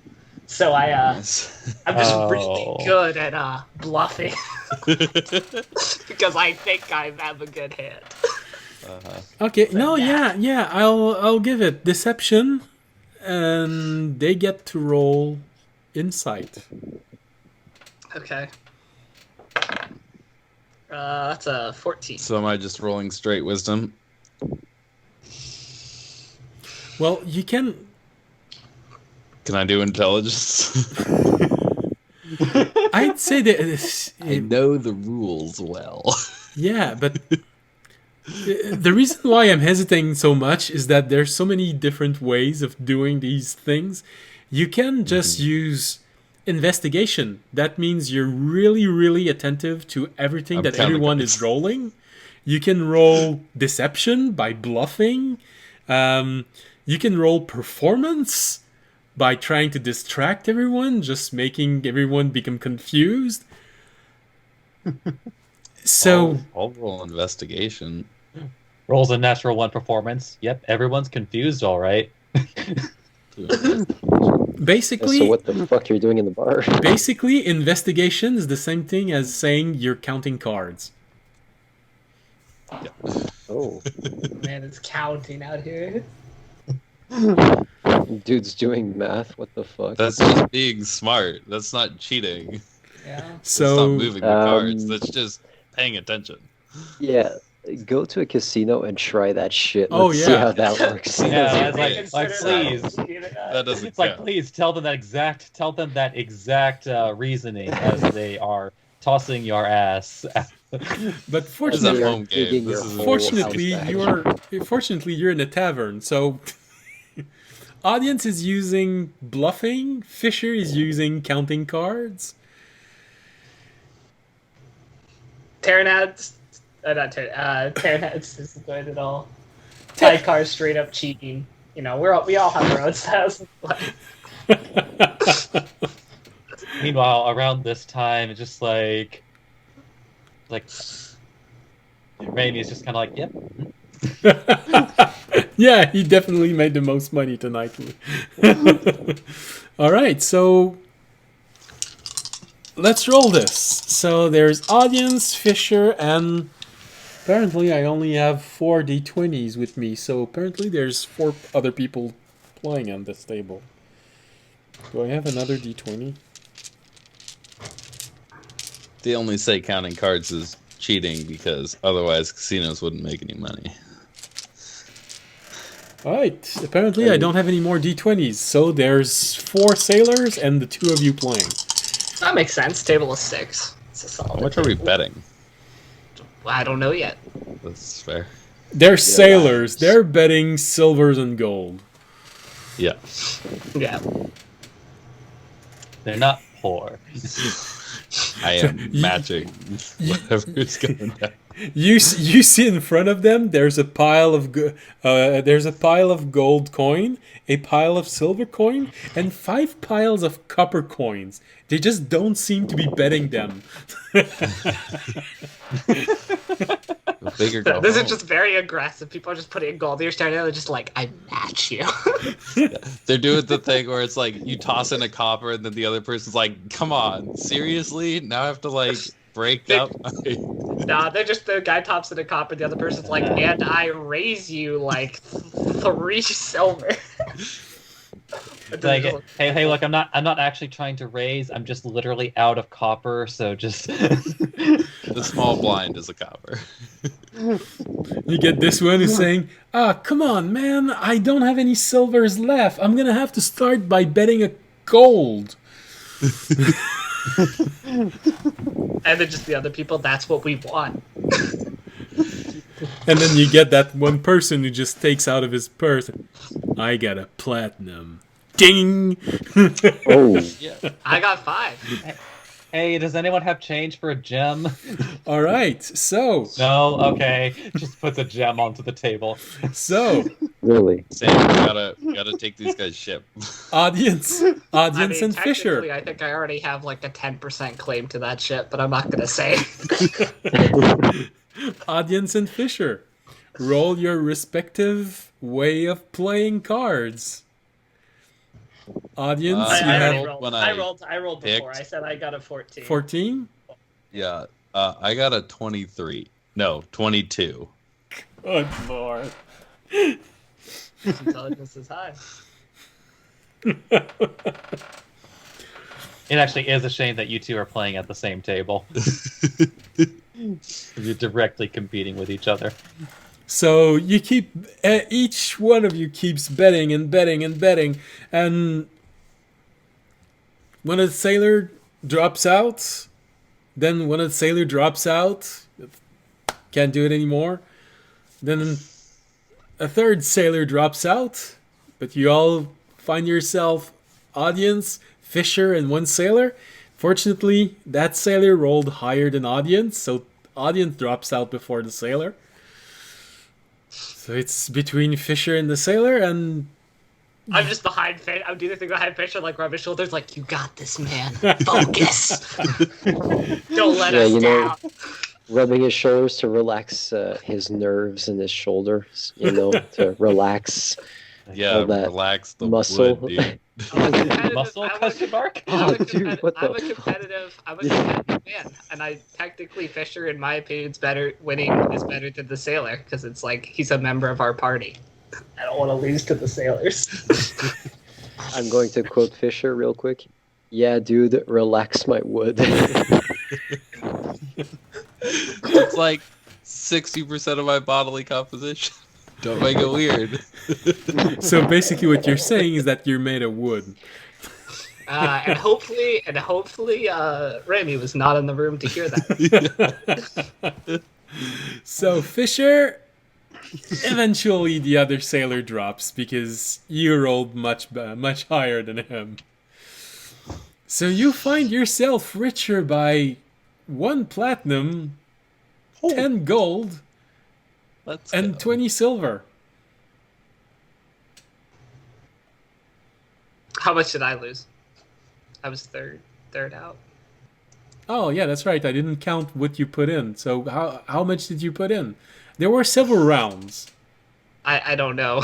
But again, I don't know. Like, I was just waiting for you to tell me how much I won or lost. Oh, okay. Well, in that case, let's go with this. In that round, you betted 1 gold and 4 silver. So that's what you lost right now. Okay. Devastating. Now, does everyone want to join in that game? Yes. Isn't just our good at party to be playing cards against each other? We're doing it for the achievement. Yeah. Remy, you are making your way back to the barrel, so you're almost there. You can hear the festivities, and you're most likely are going to enter and see who's going to be the winner of this. So, audience, are you still going with your heavy bluffing? Absolutely. Only way I know how to play. Fisher still counting cards? Yep. Tykar, are you gonna try cheating with a group of real sailors? It will be brazen and egregious. Jesus Christ. Again, do not know this man. Don't know who he is. So you are I might trying to Have a hook. You in are one of my trying hands to by the end of this cheat. game. Okay. Then you can sleight of hand your way out of this. I'm Yeah. just telling you right now, I'm also rolling insight on Tykar because I was already suspicious of him cheating from before. Ah, come on. All right, Well, then. if your insight beats 24, we're fine. I If don't- your insight beats 24, you're good. I don't think I literally can. Well, natural 20 always succeeds, but Okay, well, let's see if I get a natural 20. You're very lucky. I got a 19. so Tykar, you realize at one point that audience is paying really close attention to you, so you just increase the level of complexity of your cheating, and you're fairly convinced that he didn't see any of this. Anyone roll below a 20 at this table, though, and is cheating. I know it.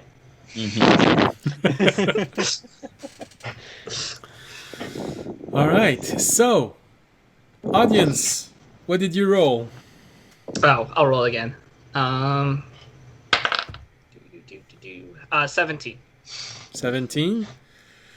All right, Tykar, how much did you roll? My sleight of hand was a 24. 24. Fisher. That's cocked. That's not good. That is a 7. Ooh. He did Roll not the count two. the cards well. He did not count them. No. Well, it's pretty hard to count cards when someone's like probably stealing some while people aren't Yeah, looking. no, exactly. I'm like, It's just getting, hold like, on, that shouldn't have been. Wait a minute, there should have been at least 2 more aces in there. Yeah. Wait, what? Wait. I've so, got very puffy sleeves. so the games keeps I don't going have on. the insight to put those together. Is that an eighth? Is that an eighth ace I've seen this round? I'm pretty sure that there are no 5 10s in a pack of cards. Especially since you said we were playing Pokemon, like, not sure where those aces are coming from. I have not heard aces just beat out the Charizards. So you all play, and one sailor drops extremely early on, at first hand, because he rolled a natural 1. Playing Pokemon, where'd you get a Planeswalker? The man went all in. The man went all in hand one with nothing.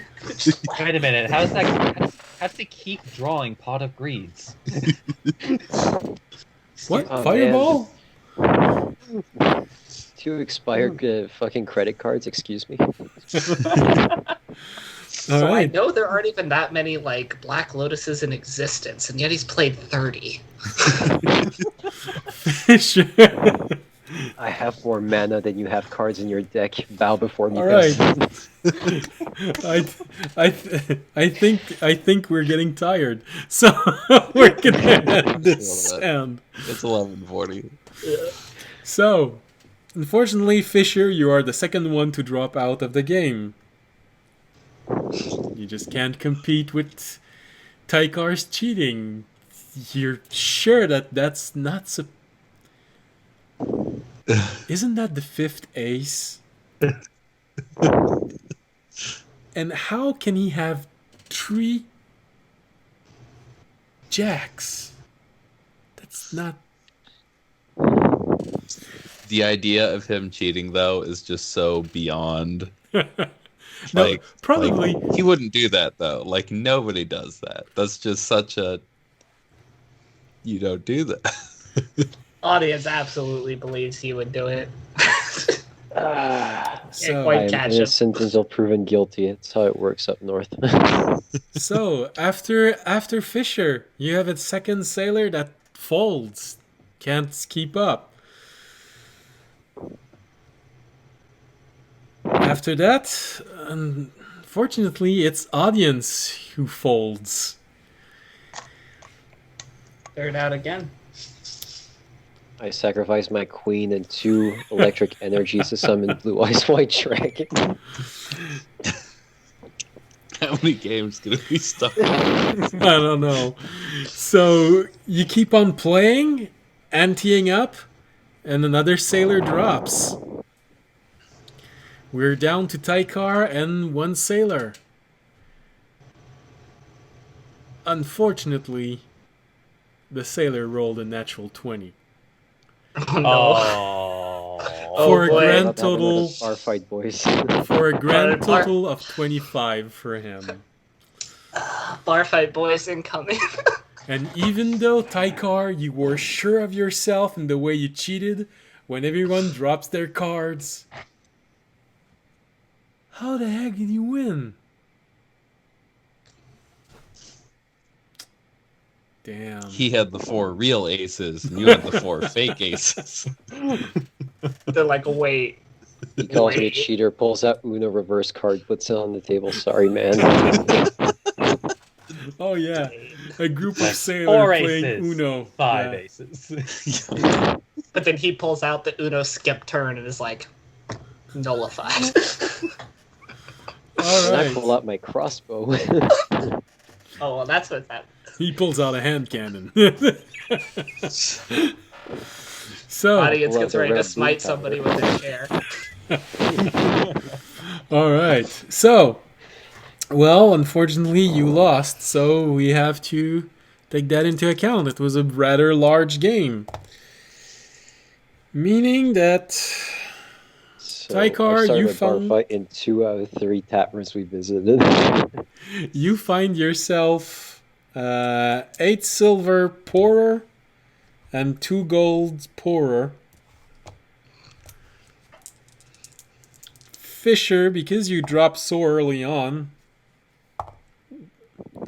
apparently you didn't have much time to bet anything. 1 gold and 1 silver.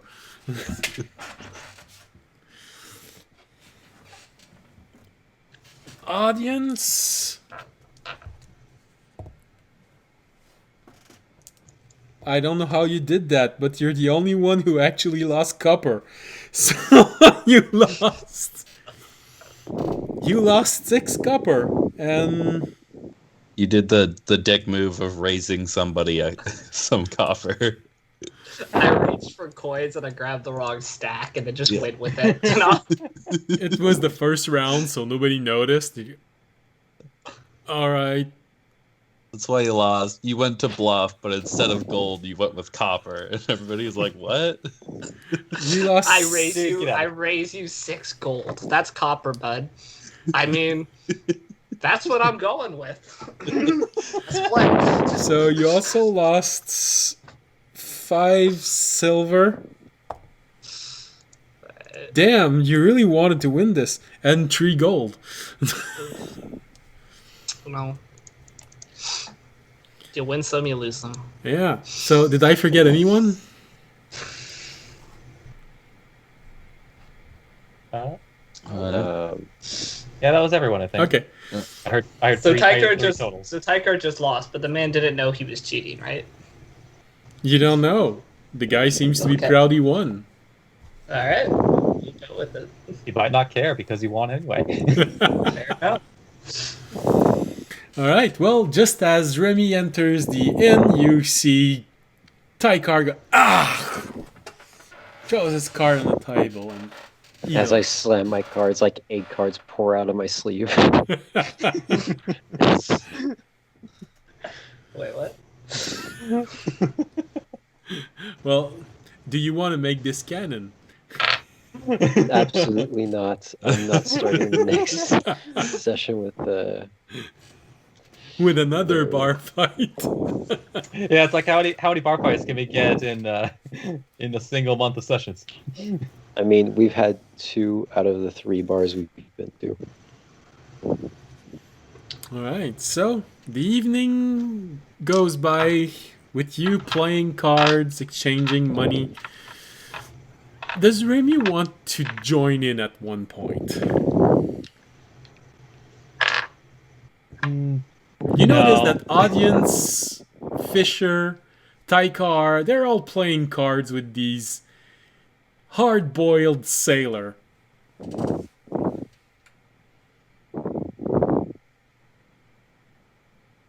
Yeah,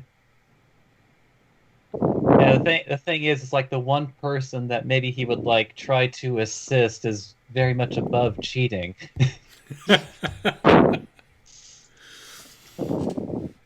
Near the counter, you see a half-orc woman wearing most likely priestly robe, and you see the kobold sitting next to her on a small stool with his legs dangling.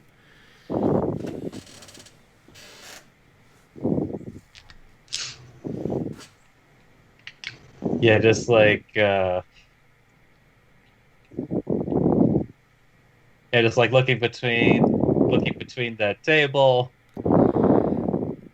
and them, because like it's like I'm not sure if he would actually want to talk to the kobold after their last encounter. Well, the only redeeming element of these conversation is that you're pretty sure he wasn't mocking you. That part is true. Yeah, it's just like as much as Ravi would have definitely tried to help audience because he's had to do this more than once. It's just like just thinking, nah, he'll be upset if I tried to help, and just like walks over to the kobold and the priest. All right. So you spend the night talking to a kobold and the priestess. You get the feeling she's a pretty she's a pretty devout priestess of a sea goddess, and she's part of the crew. Get the feeling she knows audience a little bit, and if you, by pushing a little bit, you sort of get a few elements of the story that happen. You know that audience was on a boat with all of them, and they were attacked by a pirate ship, and audience helped them get out of it, although their ship was almost sunk in the process. And audience was dead set on pulverizing a magical orb which could have exploded in his hand, but fortunately he stopped before it happened. Yeah, this priestess definitely would have noticed just like how captivated Raimi is by the story. He does cringe a bit when she talks about the orb. But no, he definitely looks a bit more interested than just like a casual person looking for a story. Like, yeah, what else did he do? Tell me more. Describe it in great detail for me. Timber, his arm wide. Like, I literally can't imagine it, so you have to help me. Well, she tells you a few story about what happened in that boat and things that he did, and the fact that he seemed to have gotten along with most of the crew. A few of them were sour because he won a few card games. One person almost got tossed overboard. But everything worked out in the end. And he did help save enough of the boat for it to come back to shore on its own.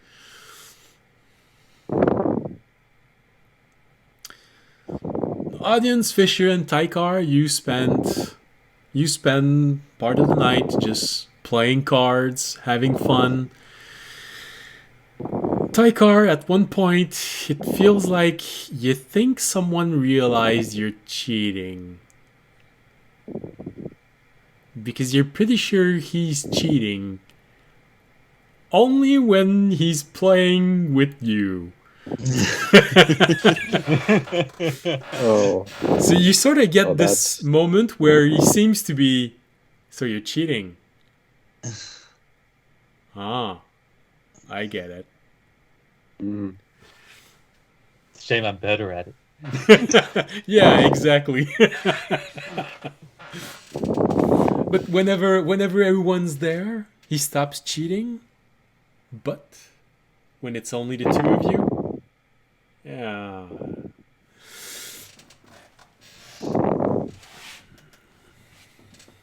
Audience, All right. you keep doing your best to bluff. You win some, you lose some. At the end of the night, you're slightly poorer than you were when you started. Same thing for Fisher. Counting cards work up until someone realizes it. And then you start seeing people shuffling their cards really hard the moment they get it. And then you start...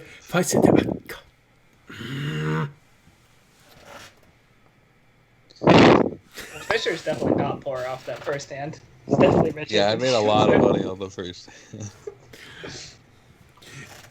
So, audience bluffs, and Fisher top decks, and I'm just stealing shit. So it's all right. No. Rainy was stealing shit. Yeah, Remy's I gonna guess Won get by not combination of playing. Remy's gonna get Top his things decking and just appraised, straight pickpocketing. and he probably stole a lot more than all of you won tonight.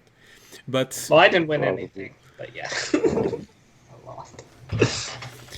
yeah, audience. I mean, that's like, make it clear. Like, at the end of the night, once Raimi has a room, he's just like dumping the stuff on the bed, and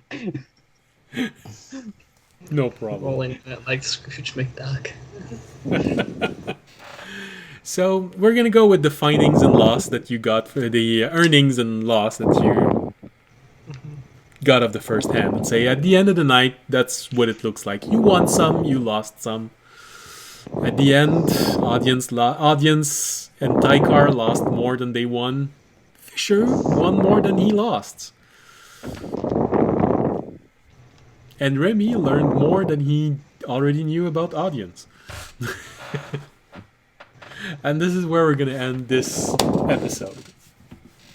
I don't have a problem. I made money. Oh right. Oh no. Oh no.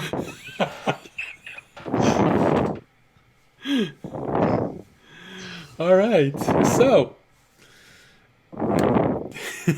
thank you everyone for joining us tonight. I hope you had fun.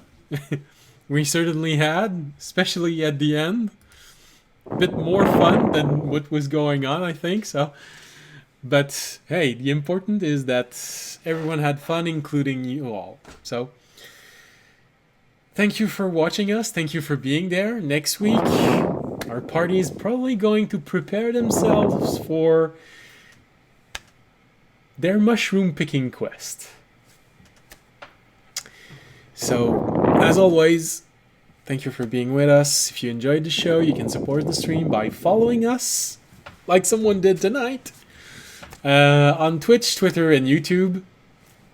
And you can always also make a donation, become a patron, or simply spread the word about this channel. And in each of those cases, if you're watching this on the VOD or right now live or on Twitter, you'll find links for all of these things under the window. If you're watching us on Patreon, which I doubt, but in case you are, well, all around you have something to contribute financially. Otherwise, well, if you learned about my Patreon, it's probably because you learned it from Twitch or YouTube. So you can just go there and become a follower on either one of them. So That one guy who actually watches all your stuff on Patreon feeling super dejected. well, he never leaves any comments, so if you watch things on Patreon, come on, leave a comment, leave a like, show me that you exist. It's just first. Even that I wouldn't mind. Por favor, Latinoamericanos, dale like. So, thank you for watching. See you all next Wednesday, as always. Stay safe, and especially in these times, especially since we're so close to finally getting rid of that virus, stay healthy. Bye. Jedi!